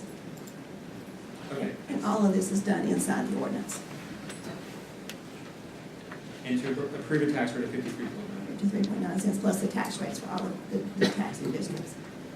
I want to, oh, go ahead. I had a question. Oh, go ahead. Thank you for the presentation. Do we know the percentage with that additional 1.8 million drawn from the fund balance, what percentage we'd be maintaining at that point? Increasing the fund balance appropriation by just shy of 2 million does take it down a percentage point from what we were projecting. So it's Yes. Yeah, I was just wanted an update if we, 17. about 16%. Okay, thank you. Okay. I wanted to thank everyone for the work on this budget. It's been challenging. Everybody isn't getting what everybody wants, but all of it's a work in progress and things we can study and revisit. And on a personal note, I want to thank you. I think we first met in 1999, and somewhat ill-advisedly, I agreed to serve on an animal advisory board. And I've enjoyed our friendship, and as one grandmother to another, enjoy your grandkids. Thank you. I'm going to do that. And I'd like to make a motion to approve the budget as the manager stated it. Second. All right, there's a motion and a second. Further comments? Just like to take a second to thank everyone who's here tonight and many other people who are here tonight of public comments and who every day are working to make our community a stronger, better place, oftentimes without all the resources they need. I know that's very real, and this has been a collaborative process across many agencies, across county staff. Dr. Green, thank you for your leadership in it. I believe this version of the budget reflects us responding to some of the most critical needs in our community and prioritizing them, while also lifting up the vision of what's possible in Buncombe County. I also recognize that it's not satisfactory to everyone, and just want to reiterate that this is open dialogue and we're here to represent you. And as Commissioner Frost said, it is always a work in progress to figure out how to develop a budget to respond to the complex and really varied needs in our community. So I look forward to supporting this budget and also just want to add that additional context. And I'd like to thank you, Dr. Green, for, even though it's a short time, I tell everybody, when I show up on any commission or whatever, everything changes. But I appreciate your guidance through this, as well as all of the county employees, Tim and all of the people from the finance area who've worked with this. And me being the newest kid on the block, the biggest difference for me is being 40 years in banking. I'm used to either black or red in a budget. Now it's a new day when most of it's gray. But I've enjoyed it, and the bottom line is, and I agree with Jasmine, even though everybody has not gotten what they want, but we've tried to do what's best for Buncombe County and for all of the constituents, and I think that's it. And one thing I would like to point out that we didn't point out, that the commission is not taking an increase in salary. God. Well, Amen. One quick note too, I want to thank all 7 commissioners. We have worked collaboratively, hourlessly, and we're doing something here that seems unprecedented. Democrats and Republicans talk, get along, and work things out. So I want to thank all of you for the incredibly hard work, conversation. We don't always agree, but we can disagree politely. Dr. Green, thank you for the last 7 months. We got to know you. We're short. And jokingly, I can say this is the toughest budget I've ever been through. This is the only one. And I hope they do get better, because I want to thank everyone for being here. And, we want to give to everyone, but I hope that we've done it fairly this year. It was a lot of work.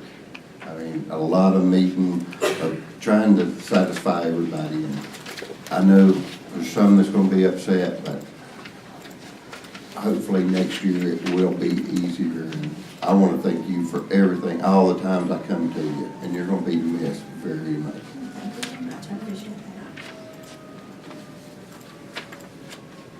that. Well, I'll go ahead, Commissioner Farr, thank you. I also want to say that I do want to mention that there's a comment made about work sessions, and I think that this commission agrees with that, and that we're going to do that, and it's going to be more open and out in front of the public.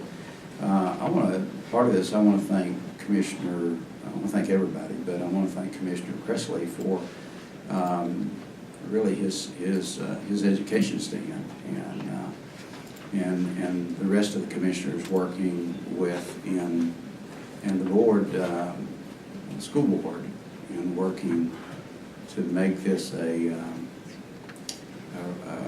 reasonable solution in funding all pay increases to the teachers, every one of them. Now, there's some sacrifice made on our side and some made on the school board side, but without, I want to be clear on that because I want to make sure that that point was made tonight. That's why that additional change was, and why we appropriated more fund balance to do that, and had the ability to do that. But I've been in 5 budgets. This is different than all of them. I have had more input in this budget than any previous budget. I have, and evidence is though it's compared to the entire budget, it's not a lot of money, but taking a step towards a little park in one of the parts of Camelot is a pretty big deal to this commission, and I think you'll see more things like that, making sure that everybody in the county is taken care of. With all budgets, there's some things in there I don't like, and there should be people that walk out of this room that are happy, and there should be people that walk out of this room that are not happy if it's a budget that is a pretty good one. So I'm going to be supporting the budget. I would like to see the rate lower, but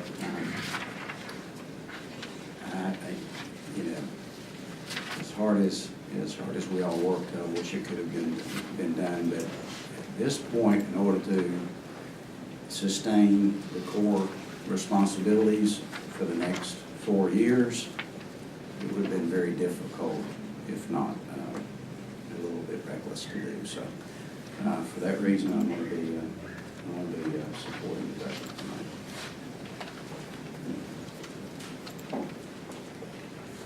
Ms. Green, we've had some tough times,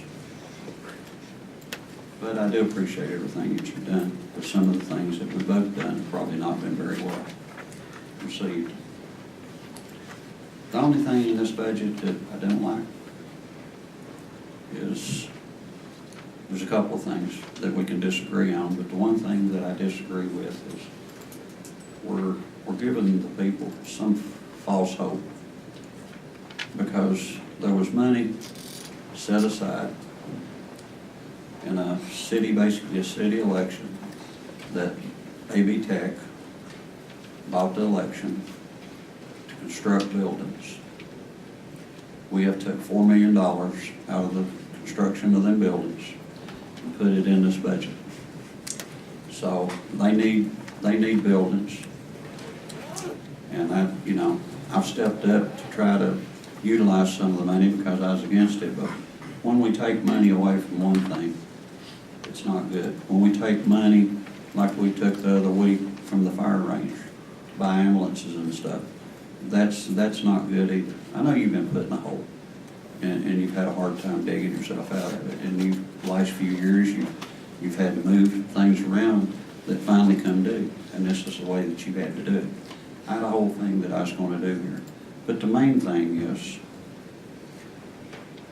it's hard to vote for something that if we didn't take the $4 million from something that was supposedly different. I want the schools, I want everybody to have everything. And I do appreciate everything the staff does, and I do appreciate what you've done. It's been hard, very hard for all of us. And we all have got along in the special areas. But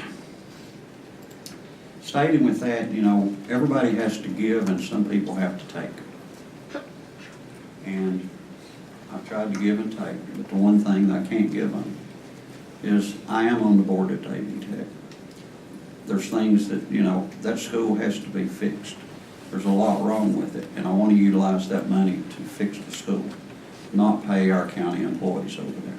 That's the problem that I have. We've paid them before. Me and you's done things that, together that cost money, and that was me and you together, you know, and so I understand that. But it's hard to wrap, you know, I voted for 4 budgets and I haven't voted for any of them. And I really wanted to vote for this one. But when we have, you know, I call it robbing Peter to pay Paul. We're taking this credit card to cover that credit card. And that's, I'm not saying anything, but that's what you thought you needed to do. And I have to do what I feel like is right. And what I feel like is right is I can't vote for this budget on account of that. So thank you very much for what you've done for this county. Thank you. I do have, I've got a couple things I want to just express, but I do have a couple of questions I wanted to talk about first. And about the additional funding for the county schools and the Asheville City Schools. So, and before I ask the question, I just want to say, you know, we've had some, we had a request from the county schools, and our originally presented budget was, the county schools was about 1.5 million less than what we're gonna, looks like we're gonna support tonight. In the city schools, 280,000 less. So, but I just want to, I guess I just want to express, and this is for myself, but I think that I speak for the commission that, you know, we're really excited about the teacher compensation plan that the school board came up with last year. And last year we supported that, and we made an important investment in starting that. And we committed to doing that over 2 years. Because it was just such a big piece, we couldn't bite it off in 1 year, but we thought we'll try to bite it off in 2 years. And so I'm excited that we have an approach that I think is going to address this needs. And I really appreciate the dialogue with the school board around this. Part of the issues in terms of the need to do this amendment tonight is not about whether the county commission supported following through on the teacher supplemental pay, as well as the other priority items identified by the school board in this year's budget. You know, part of this budget process is just getting into some really mundane sounding but really important considerations, like how much fund balance does the county have, and how much do we need to retain, and how much does the schools have, and how much do they need to retain to just run their organizations versus investing it into the priorities for that particular year. So there's been good discussions over the last, during this budget process around some of those questions. And I think we're landing in a really good place in terms of being able to support the priorities identified by the school board. And in both the county through our amendment to allocate these additional funds tonight, and I think from the schools, and also allocating a bit of their existing funds towards these priorities as well, we're going to meet the commitments we made and the priorities identified for the year. But I did just want to I know, and I want to acknowledge the school board members that we have with us, and I might miss some, but I see that Pat Bryant and Amy Churchill, Max Queen, and Donna Pate are all with us. And thank you for your service on the county schools. And I know we have Superintendent Tony Baldwin and Bobby Schwartz with us as well. So thank you all for what you do. And but I did just want to confirm before we vote on this that if we approve the amendment that is proposed tonight for an additional $1.8 million, that we will be able to together accomplish the commitments we made to the school teachers in terms of the pay raises that were brought to us last year, as well as the other priorities identified by the school board in the budget this year. So I know we have Superintendent Baldwin and Board Member Pat Bryant, who were in some of these conversations. Would either of you like to just comment, because I want to make sure we're landing this thing on the same page around addressing those policy items. Superintendent Baldwin?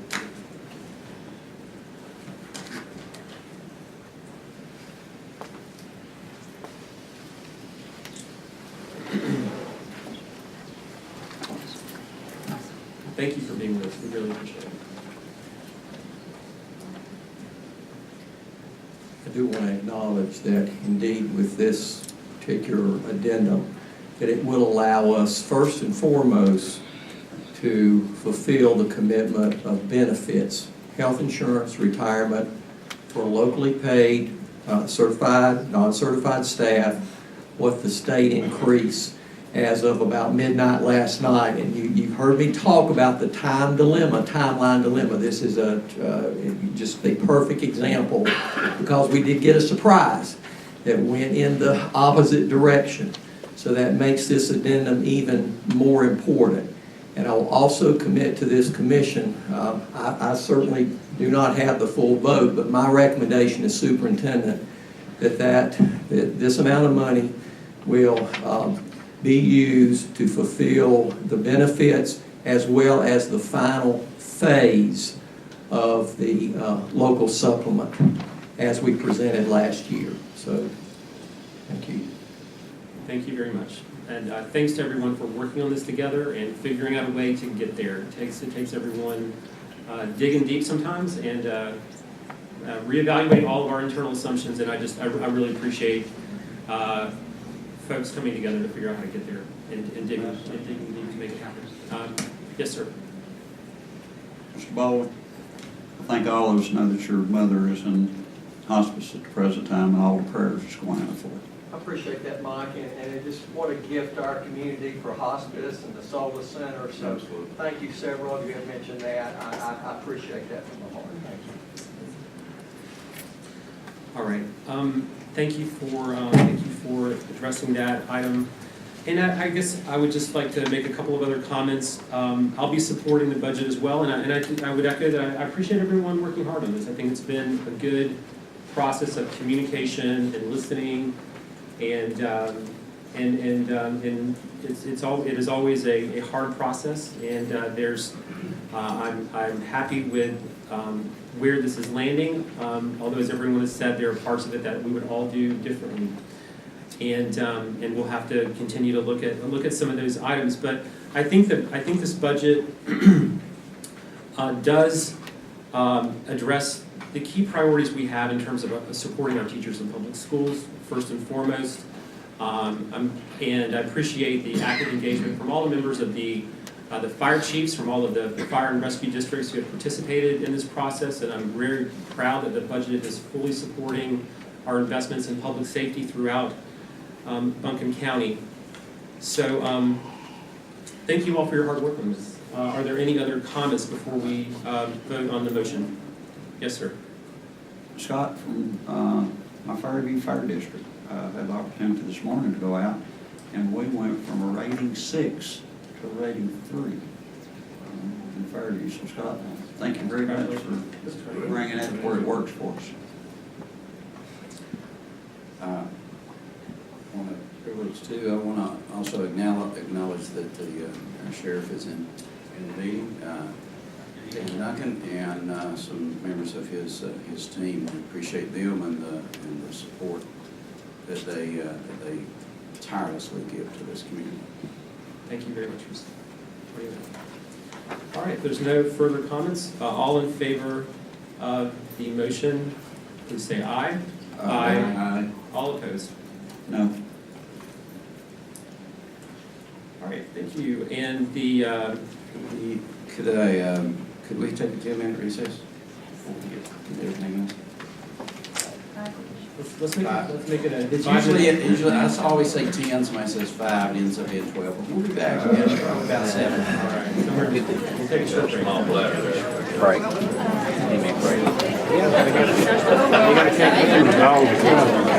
When you get up. I don't want to interrupt about the principal of Owen High doing an interview. Especially she's saying something good about the Buncombe County Commission. All right. Let's call our meeting back to order. And the next item on the agenda is the consideration of a letter of support for the Lee Walker Heights redevelopment. And Dr. Green will present the item, along with possibly our others as well who are with us.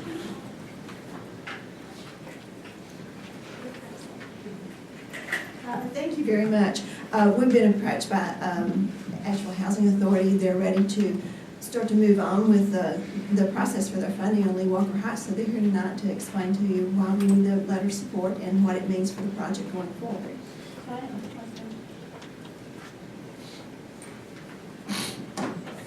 Thank you, Dr. Green, and thanks for your assistance through this process. This letter of support will be used along with the corresponding one that we have received from the city of Asheville, signed by the mayor, as part of our low-income housing tax credit application to the North Carolina Housing Finance Agency. We plan to file that application in July, assuming that we have all of the local funding committed. It will, your funds, along with the city funds and the housing authority funds that we've talked about in past presentations, will essentially be leveraged through that low-income housing tax credit process 2-to-1 with tax credit equity or debt for the project. So it's important that we have your commitment in place, although the funds don't need to flow until sometime after July 1, 2018. We need your commitment today. We have our team here from MHO, and Chabelle is here, Robert Hooper from the property. If you have any questions, we'd be glad to answer them. Thank you. So I just have a comment. I'm a supporter of the project and appreciate the opportunity for the input over the past few months. But I was also had a thought, and other commissioners may have too, about that we start the funding next year so that we could possibly impact the budget this year. But my understanding is there's a deadline that occurs, and you may have just said it and I didn't listen very well. Mm-hmm.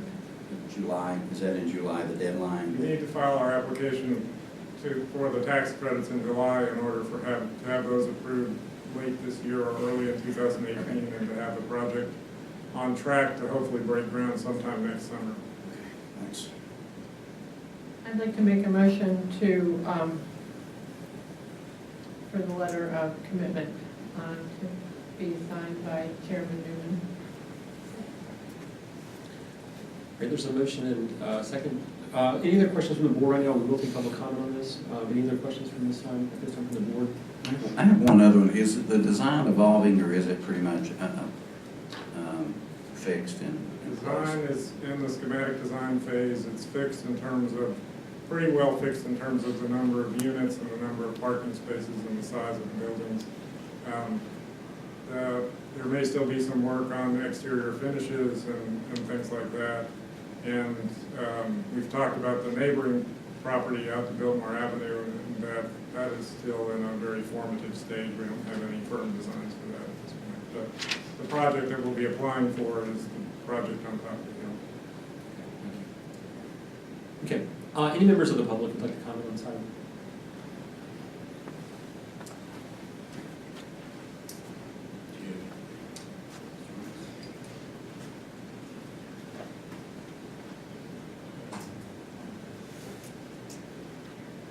Thank you, Mr. Chairman, members of the board. I've contacted several of these people to talk to me about this project, but they won't return the call. So I have a concern appropriating money. We had a little visual up here one day on the Cosmo Hall they're building. And I remember that one time that the city did the Cosmo Hall garage. You remember that, Mr. Newman? It looked nicer than some of the buildings we ever had, just that garage. But I'm concerned about this Cosmo Hall that they have showed us, but they spent hours with you all, because I know. They sit down for hours and talk to you all. The public does not really know yet. And I have a concern that commissioners are going at $4.2 million and we really haven't got to have a good input on this. When I look at that structure, I think, wait a minute, is this a hotel up there on the square? Or is this a real development for the kids and for the structure of housing? Because it don't look ideal for our county or our city to have a structure that looks like that. I think we could be a lot more economical about what we're doing if you commissioners would look at your architect you got and do like you did with EBT. Kind of let's analyze this thing rather than just going with the flow. We already had a city project that's sitting over there with the tower up. And how long has it been and how much more money did it cost? We got a city project in the school system done the same thing. So I'm concerned that you commissioners are not really getting your eye on the ball here. So it's a difficult time, but when it gets difficult, you need to ask more questions. So I'll be the one to ask questions if you don't. But I just don't think you scrutinize this enough. Period. Thank you. Thank you. Any other comments? All right. We have a motion and a second to support execution of this letter. Other questions or comments from the board?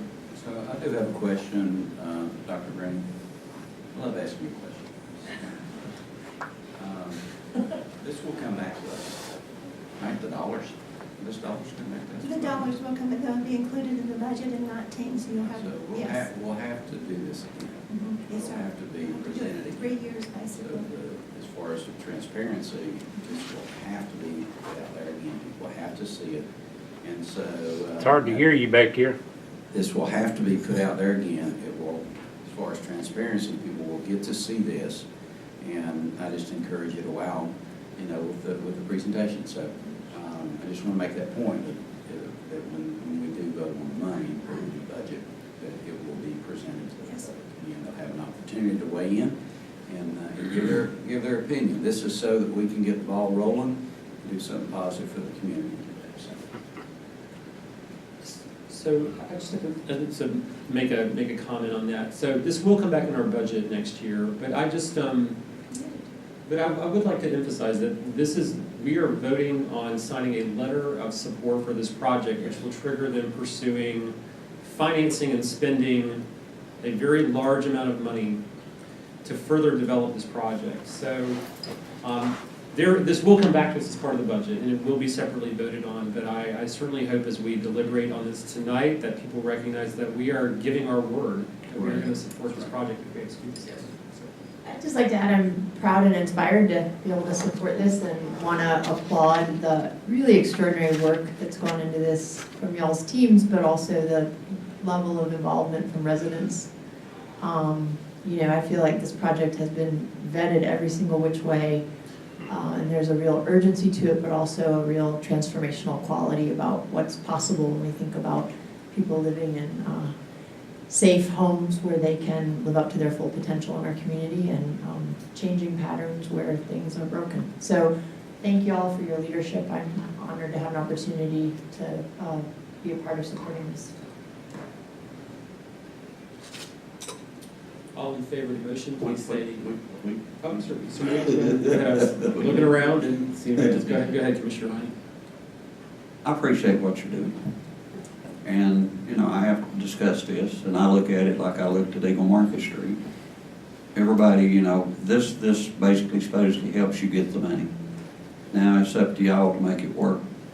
And that's, it don't work, you don't get the money. So that's the understanding, and that's, so that makes the issue better for all of us up here. But I'm supportive of it too. Sorry about that. Jasmine was in the way. All right, any further comments? All in favor, please say aye. Aye. Any opposed? All right, thank you. The next item on the agenda is a resolution appointing Keith Miller as interim tax director, and Dr. Green will present some information on this item. Mr. Chairman and Commissioners, as you all know, after 30 years of service and 14 years as, a little over 30 years of service and 14 years as a tax director, Gary Roberts will be retiring next Friday on June the 30th. And sometimes I look at that and it's like, how exactly does this happen? Because I feel like I've grown up with Gary.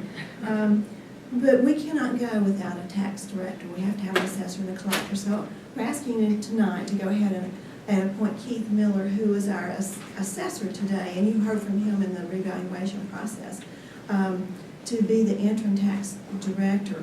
It is out for recruitment. It'll be out there 30 days, and it closes a little after the holidays, the July 4th holidays, and then we can make decisions, or you can make decisions going forward. But we do need an interim tax director to handle the tax department in July until a decision is made on going forward. And Mr. Miller's in place, knows the people, and has done a really good job, and has great staff to help him get through this process. And we still have taxes to collect and to wrap up 17, and it will not be long until we'll be sending out bills on 18. So I need your help in approving him as the interim director.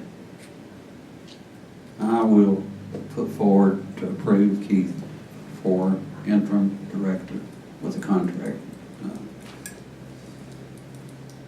I second. We have a motion and a second. Are there any members of the public who want to comment on the motion? Can't hear you. Mr. Yeldon. I can read lips. Brownie, you do speak soft. You're gonna have to concentrate on getting that microphone. You and Joe Belcher both.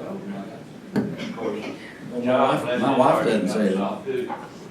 You're gonna have to. Learn to grab that mic when you talk so we can hear you, especially in the back of the room. We're getting older, hearing's getting bad too. I had an experience of being able to work with Mr. Miller, and because I went down and challenged some taxes on 2 pieces of property I had. I met him. He even talks a little bit like Gary. He kind of smiles, that way Gary talks. And I found him to be very willing to help and answer questions. And I just wanted to tell you that from my perspective, because I think that you might ought to look at him, because I think he can slide in and take over while Gary slides out without any problem, because the personalities seem to be very, very close. Because people do have a tendency to develop a personality of the people they work with. Now, board, that's a warning for you. You better keep your own personality, okay? You don't want to all look like Brownie up there, okay? But I do think he'll do a good job for you. And I do experience that, and I wanted to share that with you from my perspective, which I do pay the bills. Anyone else? All right. There's a motion and a second. Further deliberation, any comments or questions? All in favor, please say aye. Aye. All opposed? Great. Keith Miller is the interim tax director for Buncombe County. All right, the next item on the agenda is a presentation regarding policy consideration for establishing a 100% renewable energy goal for Buncombe County. And we have a presentation on the agenda. Is it possible to present that, to have that called up on the screen?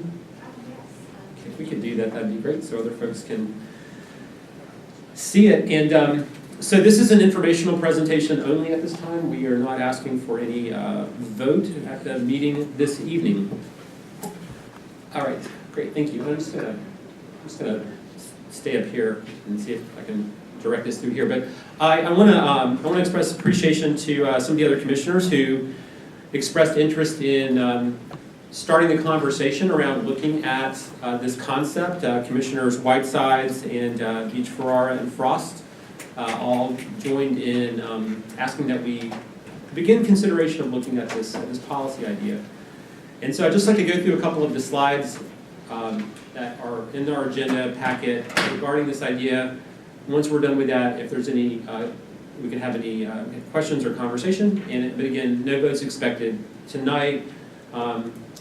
Recommendation would be to, following the presentation tonight, to have our county staff take a look at this. We also have the advisory committee from the Energy Innovation Task Force, which includes diverse group of perspectives in the community, from Duke Energy to all the way over to the Sierra Club.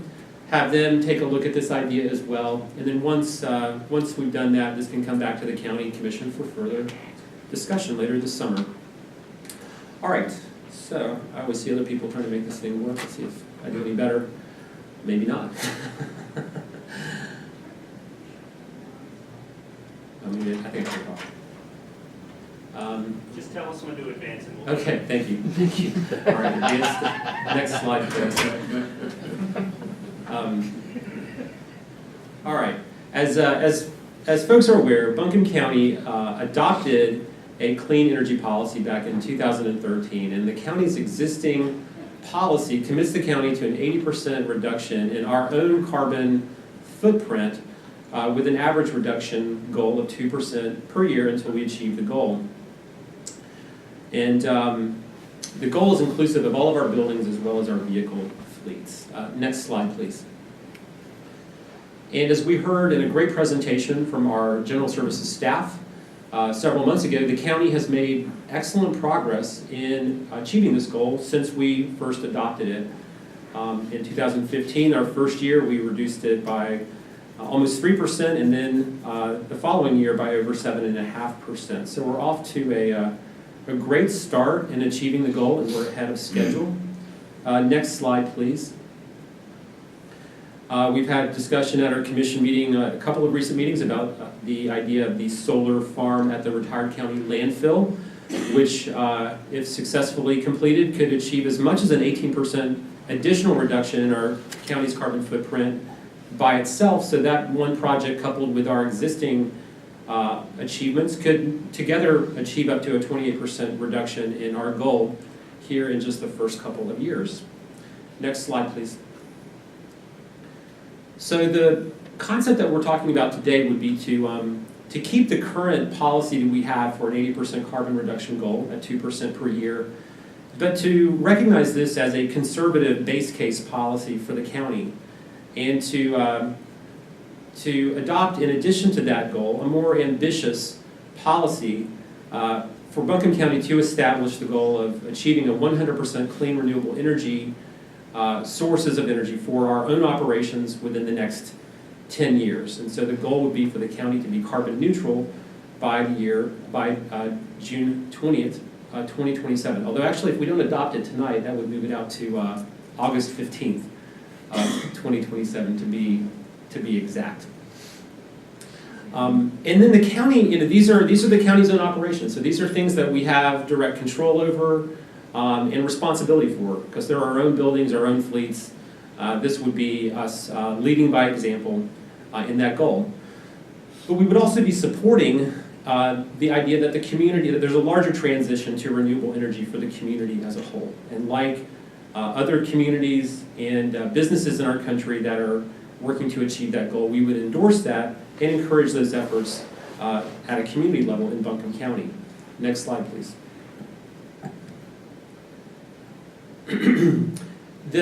The concept of adopting a 100% goal for utilization of clean energy might sound like a radical idea on the face of it. It's actually an idea that has been strongly embraced by many of our nation's businesses, including some of the largest corporations in our country. And this slide shows just a few of those companies that are already actively working on this same type of goal. Companies ranging from Apple, which has already achieved a 93% use of renewables for its corporation, which is no small matter considering the energy-intensive nature of the data centers that the corporation operates across the country. Bank of America, BMW, a US-based textile company, Interface, from Georgia, Walmart, have all made similar goals to what would be considered in this policy for Buncombe County. Next slide, please. And this slide is a map showing some of the different communities across our country that have adopted this goal or goal very similar to it. So communities all across the country and in all parts of the country. This map was printed before Atlanta, Georgia adopted its goal, which would be one of the other communities here in the Southeast. Next slide. And this is just going into a little bit more detail about a few of those communities that have made these kinds of public sector clean energy commitments. Communities ranging from Burlington, Vermont, a city not that much smaller than Asheville, North Carolina, that has already, not only as a governmental entity, but as a community, achieved 100% use of renewable energy for their community, to communities as far from there as Georgetown, Texas, population 54,000. They adopted a business contract to procure 100% of their power from wind and solar energy in their state, and they locked in their power rates for that renewable energy at a lower rate than their previous contracts from utilities in their part of Texas that were based primarily on more traditional fuel sources. Other communities like San Diego, California, I think San Diego is now the 8th largest city in the country, has made the same commitment. The effort was unanimously adopted by their city council, led by their Republican mayor, Kevin Falconer. And I won't read all the others, but other cities, and even the state of Hawaii has made a commitment to power their entire state in the same manner. So that is the presentation. The last slide, next slide, please. Just again recommends that we don't take any action on this tonight. The idea was to simply introduce this concept for initial consideration, and to ask our county staff to take a look at the policy idea, as well as to ask the Energy Innovation Task Force and interested members of the community to deliberate about this with an eye towards reconsideration by the county based on their recommendations and input at our county commission meeting in August. So thank you again for the opportunity to spend a little bit of time presenting this idea. If there's any initial questions or comments, we can take those now before we move on to our next item. So any comments from other commissioners or any questions at this time? I'm really excited because, as the gentleman said in the back, this is something that we can do, everybody can do on a daily basis in every part of our life, whatever we touch, to work on this collectively together. And I think it's moving county forward, and I see tremendous commitment from our community to do this. So I've got a short comment. I'm a supporter of renewable energy. However, I tried to do this at my home, and my experience was personally I was unable to afford it. So I would want to just challenge staff and Ms. Stone, new county manager, that we look very carefully at the affordability and the impact. Of course, we're going to see the savings, and that we look very carefully at the affordability of that goal. 2027 might be a little aggressive. It may be that that doesn't necessarily have to be in stone. If you look at some of the other cities that have tried it, their dates are a lot farther out. So I would just challenge us to look at that, because you've got to be able to sustain it. You've got to be able to afford it. It's a noble goal, but you have to be able to do all that. So that would be my initial comments. And I was just kind of reading here, Palo Alto, California, they went 100% carbon neutral. But they own a dam. They own 25% of a dam. They buy wind. It's a town of 65,000 people. They got solar on it, 5 megawatts of solar. We have the biogas burner down here that we sell the energy from. But when it gets on down here, they make $100 million a year off the electric company they own, but they spend $400,000 of it on buying wind and energy from, which is, it says basically coal and gas. So how, I don't understand how you get 100% of something when you're still buying something that's, we've got out here already. We've got gas and we've got coal. And they're having to buy energy for a makeup. As they say in the thing, the lake goes down, it comes up in the winter, and the turbines generate more electricity. So, there's more to this than the eye can see, so we need to look at it all around. And I want to say every time I can, I mean, we just put in a new gun range, and light bill's $1,200 a month. So, you know, we're not going in the right direction at the present time. So, I understand where you're at. You know, I understand that we all want the lights to be on. I go back and turn them off if they don't like them. But, there's more to the story than this story can be. I mean, 80% was going to be hard, 100%. That's just, it's called a dream. And I could see 80% almost, but there's no way we can get to 100%. And I'm like the kids back here. I love the earth. I've been around it a long time. And actually was raised, and Joe and myself, we both kind of raised in the coal country. So we're still kicking. And, but, you know, right now, let's just look at it where this is something to look at. This is something, and we have two very good people in this county that have basically, the last year in this budget thing on percentage of energy savings, we did nothing except for what they did to save. So, you know, let's keep it with our people. We work for this county. That's who we work for. And we have to trust our people to make decisions to help us save energy in every building that we have.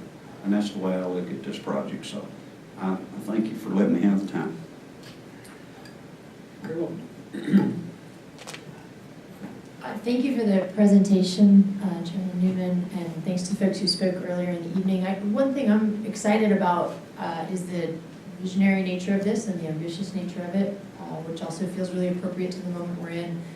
And I'm excited that we'll have some time this summer to really hear critical input from county staff and community leaders, but also hope we might have some opportunities to have some community level discussion about this. You know, I think like a lot of folks have some learning to do about some of the technical aspects of this, and we want to make sure we're vetting the numbers and looking at it. And so hope we can build in some opportunities for that kind of discussion as well. And, you know, we've talked a lot about the business dimensions of why this makes sense. And I think, you know, coming from the faith community, I know that there's just such strong commitment from growing numbers of folks across traditions and denominations to understanding this also as about faith in public life and how we take care of how we're stewards to the planet that we're blessed to be part of for a while. But I also just one more piece I want to add since we're kind of kicking off this conversation is I have a dear friend who's a pediatrician who specializes in researching the effects of climate change on pediatric health. How's their health impacted, especially in cities and urban areas more broadly? And I think those are the kinds of layers that this gives us a chance to peel back on and really look at. You know, it's not just a business issue, it's not just a stewardship issue, there's also very real public health issues that can affect the most vulnerable among us, sometimes before we even realize it. So all that to say in summation, I'm appreciative of the opportunity to have this discussion as a commission, as a county, but also just as a community. Thank you. All right. Any other comments? Questions? All right. Well, thanks everyone for your feedback on it at this time. And I'll just, one last comment I would just say, I think that Commissioner Belcher's comments about, you know, the cost of energy is really important. I mean, the clean energy goals and the climate issues we face are extremely important. But energy is something that we need as families need it to live. It's not really optional. It's a basic necessity. So the cost is really important, and I think everybody appreciates that, and we'll be very cognizant of how we look at going in this kind of direction while making sure our energy remains affordable as well as clean as possible. And to that, I recognize the cost, but the cost of not doing this is far steeper. All right, thanks everyone for your time on this item this evening. All right, the last item under new business is a resolution endorsing expanded tax relief through an expanded homestead circuit breaker tax relief policy in North Carolina. And Michael Frew will present the item. Thank you, Mr. Chairman, Commissioners. This idea, as far as I know, came from Chairman Newman not too long ago, and perhaps Commissioner Frost. The idea to expand the homestead circuit breaker or some tax relief for regular working class citizens. It's always a hard thing to sell on tax directors across the state because they always have to try to work less, and if there's an exemption or exclusion, then someone has to make up the difference, as I think Commissioner Fryer pointed out sometime earlier this evening. So first, just by way of a little bit of background, I checked with Gary Roberts, our outgoing tax director, just to see how much these programs are used. Currently, there's about 4,400 elderly and disabled families in the program that own real estate. Under the same category of elderly or disabled, there's about 400 with mobile home properties. We have about 400 veterans in the program, and I'm not exactly sure what the exclusion is. Just to give you an example of how that works for the exclusions, the income threshold would be $29,500 currently. So if you're elderly or disabled, not talking about the homestead deferment we're talking about, we're bringing up today, but that $29,500 would be excluded from the value of their property. So they're not taxed on that value. Whatever the tax rate is on that, they don't pay it. That's exempted, excluded forever. Now for the homestead, the current homestead circuit breaker builds upon the elderly and disabled. So you have $29,500 is the limit. You give 150% of that, so your target number is $44,250. So let me tell you the current elements of the law. Owner has an income preceding calendar year of 150% of the income eligibility, so that's the $44,250. If you're a married couple, that'd be the max. If you're single, elderly, or disabled, that would also be the max. The owner has owned the property as a permanent residence for at least 5 years and has occupied the property as a permanent residence for those 5 years. Have to be 65 years of age or totally and permanently disabled, and the owner has to be a North Carolina resident. So that's the current law, and there's only, according to Gary Roberts, about 25 or 30 people or families in the program. And he thinks part of the issue with that is that it's sort of hard to explain, and a lot of people don't understand what a deferment is. And so in this case, if you are deferred and you're in the program for 10 years, you have a certain percentage deferred from your taxes for those 10 years. Under normal deferment, you think, like in the forestry program, if you sell it at the end of that 10 years, then you have to pay all the deferred taxes. The current law of this homestead circuit breaker is you'd only pay after 10 years, 3 years back. So in my example is, I'm not really good at fancy math, that's why I went to law school, but we have, you can defer 4% of your income. So if a person makes $20,000, 4% would be the maximum they would have to pay. So if they had a $1,000 tax bill out in the county for county tax and the fire district, that $1,000 tax bill, they'd only have to pay $880. So the idea from this resolution would be to increase that 150 income threshold by some amount.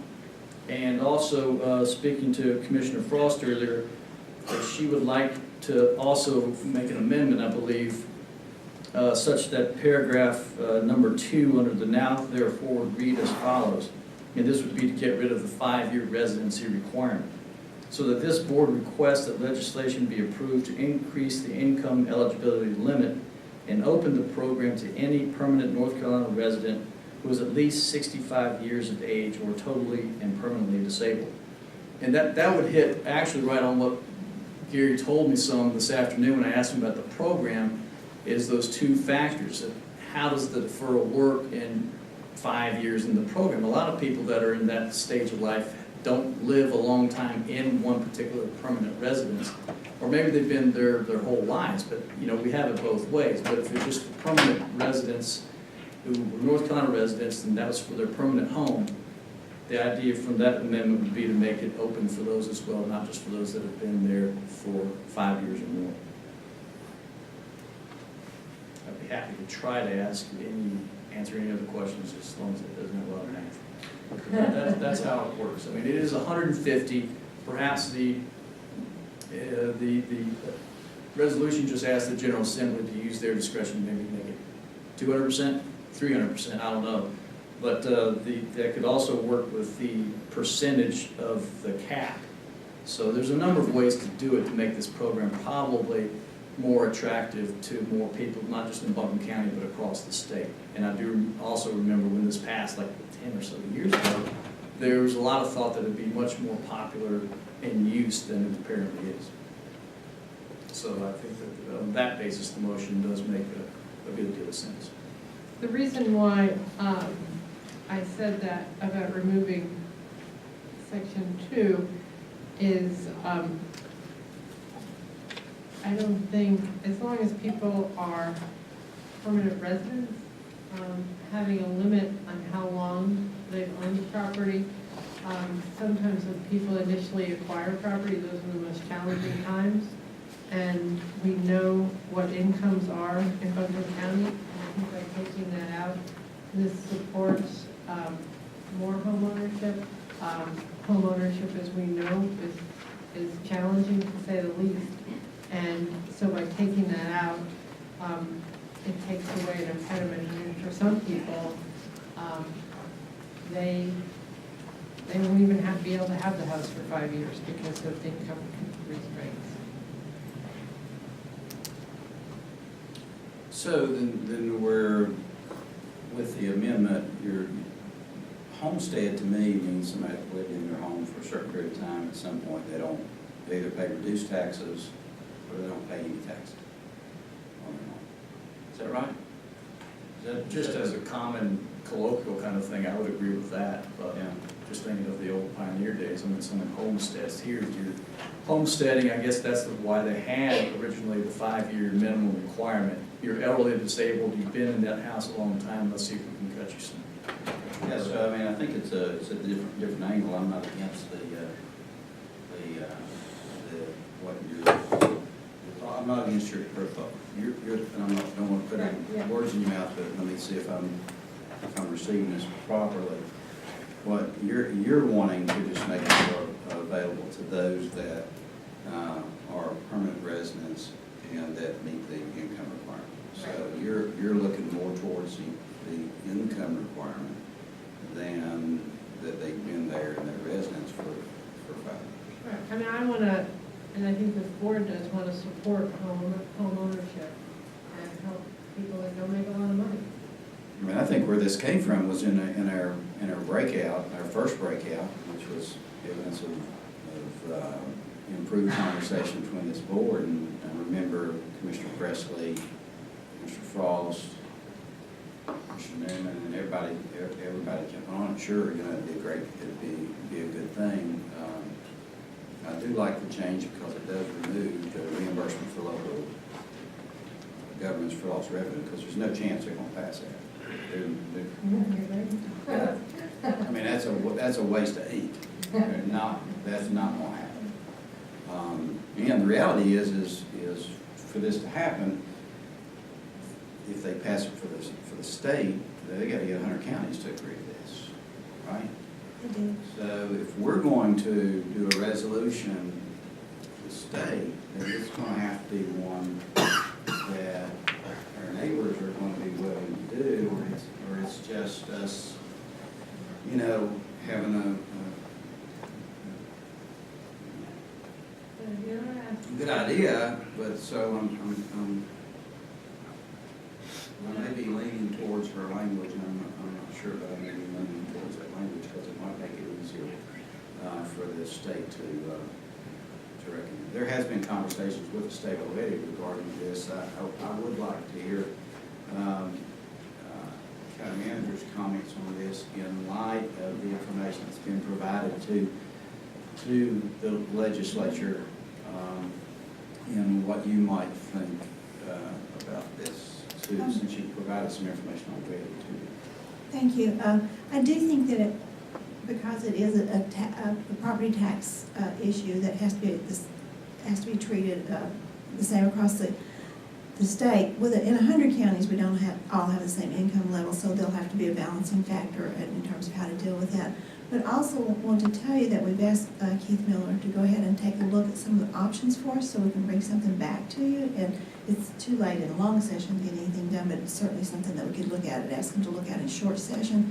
But we are helping him pull some of the information he'd need about people's age, how long they've been in the houses, income, the data they'll need to actually make a good recommendation and to take a look across the state to see what's that factor that makes it fair for everybody. So I do expect him to come back with recommendations on what kind of documentation and letter to send to the General Assembly.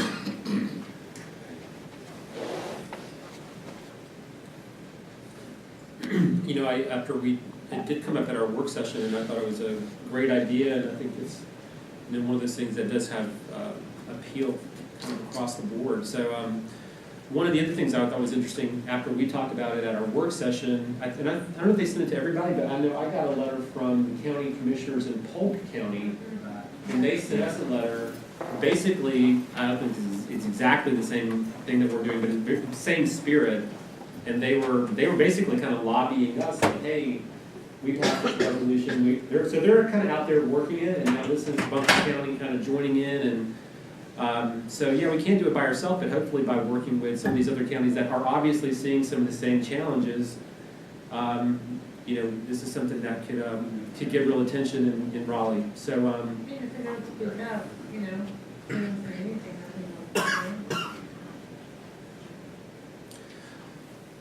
is there a motion been made? I'll make the motion.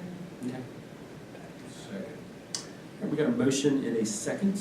In point of order, would that be to include the revised language? That would, Yes. Yes, with the revised language. That Commissioner Fox suggested? Yeah. I would like for you to read the language one more time. Yes, sir. To replace paragraph 2 under now therefore with the following, that this board requests that legislation be approved to increase the income eligibility limit and open the program to any permanent North Carolina residents who is at least 65 years of age or totally and permanently disabled. Second. All right, got a motion and a second. Any public comment on the motion? South Yes, ma'am. Carolina has a great homestead exemption, like 5,000. Come on up to the microphone, please.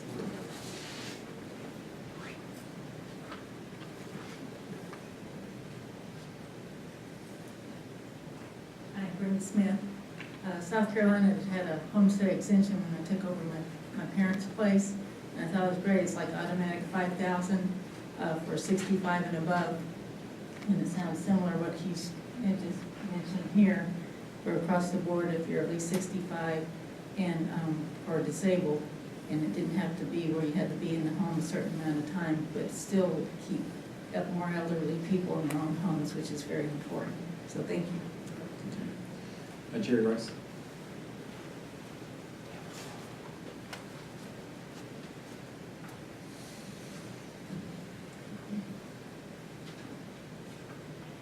Thank you, Mr. Chairman, members of the board. This is a really nice issue to talk about. I've sent y'all an email here recently, House Bill 900. Did you get it? Wanda got it. Manny got it. Okay, I'm holding you accountable because you ain't answered me back. This is House Bill 900. This has to do with municipalities. It ain't went into law yet. But it's going to be charging the tax back to the municipalities, or not charging.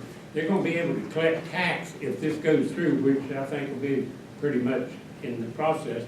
But the cities are 79% property taxes in the city is where you get the biggest piece across the whole state. And when you're looking at the percentage of money, am I quoting that wrong, girls? Okay. then you look at the amount of money that's going into the city, this is not off the chart of what you're talking about. Only thing I'm cautioning is you're going to do the shell game here. You're going to help people, but in the process, taxes are going to be raised in the city on food and all the things that you eat in the city to compensate for the infrastructure of the use of the city. So I'm just pointing out, you need to be looking at both sides of this issue. Because you tax one person, you let the other go. But you ain't really letting go because you're taxing again somewhere else. So there might be more than that too. This tax business is not only on this exemption. I just wanted to point out on your energy thing and also on the other things you're talking about is on the state level, you are fixing to get another vision of an increase from the Duke Energy. You know why? Because you've done such a good job on property tax. Because then Duke is supposed to get a lower tax rate. Okay? Now they're going to ask for an increase.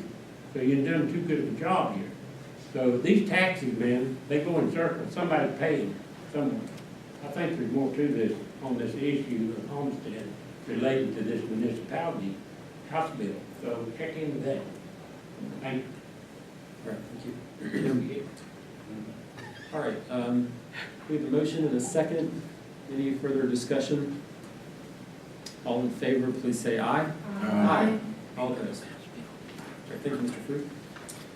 Okay, the next item, we've got two boards where we need to make some appointments. The first is the planning board, where we have one vacancy from the Reynolds district. And let's just go from the Commissioner Frost side to the other side and just have each commissioner identify the person they would prefer. Billy Taylor. Same. Billy Taylor. Billy Taylor. Billy Taylor. Billy Taylor. Billy Taylor. Bingo. All right. All right, Billy Taylor is appointed to represent the planning board. That's what I told you. Appreciate all the folks who stepped forward for that important board. The Mountain Area Workforce Development Board has 10 vacancies, including 7 reappointments. We have 10 folks here who have applied for reappointment or appointment. So I'll recommend Ashley Cook over Ingberg, King, Rakes, Reed, Hackney, Simmons, and McClaskey. Mouth is water. All right, there's a motion. Is there a second? Second. All in favor, please say aye. Aye. Thank you. All right, we do have one other item. I would like to see if there's a motion to add another item to the agenda. This item would be to create the Dr. Wanda Green Scholarship at Elida Home. Is there a motion to add this to the agenda? So, second. You done approved the agenda. You done approved the agenda. All in favor of the motion, please say aye. Aye. Sure. So, all right. So this Board of Commissioners, on behalf of the citizens of Buncombe County, would like to create the Wanda Green Scholarship Fund at Elida Home in the amount of $5,000 to be used to help parents in need cover child care fees. These funds will be part of the Elida Foundation and permanently restricted for said use in honor of Dr. Wanda Green's service to the people of Buncombe County. Would someone like to make a motion to approve? Second.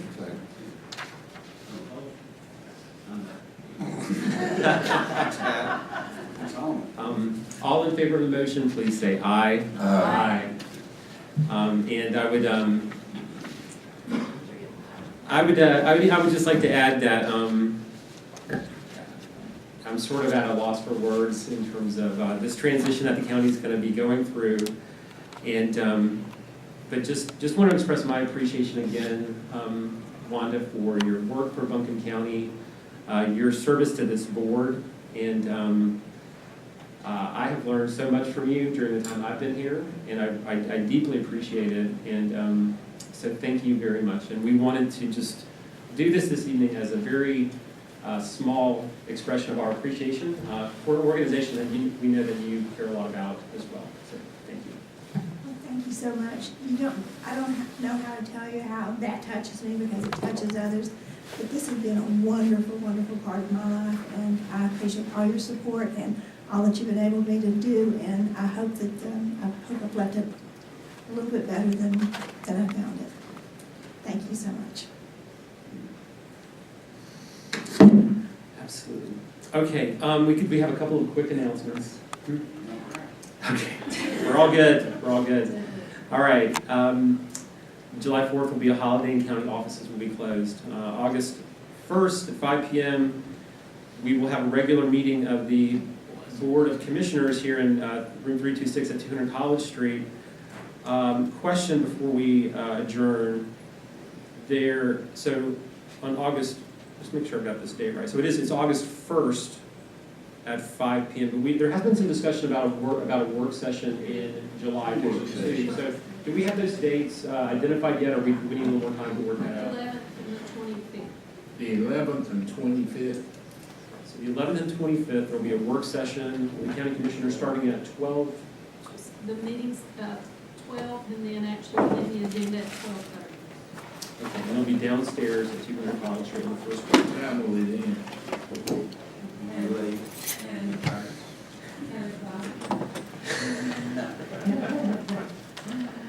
Okay. Is there any further business? If not, I'll entertain a motion to, do we have a closed session? We do not. Do we have a- no, all right. All right, is there a motion to adjourn? All in favor, please say aye. Aye. We are adjourned. Is that right?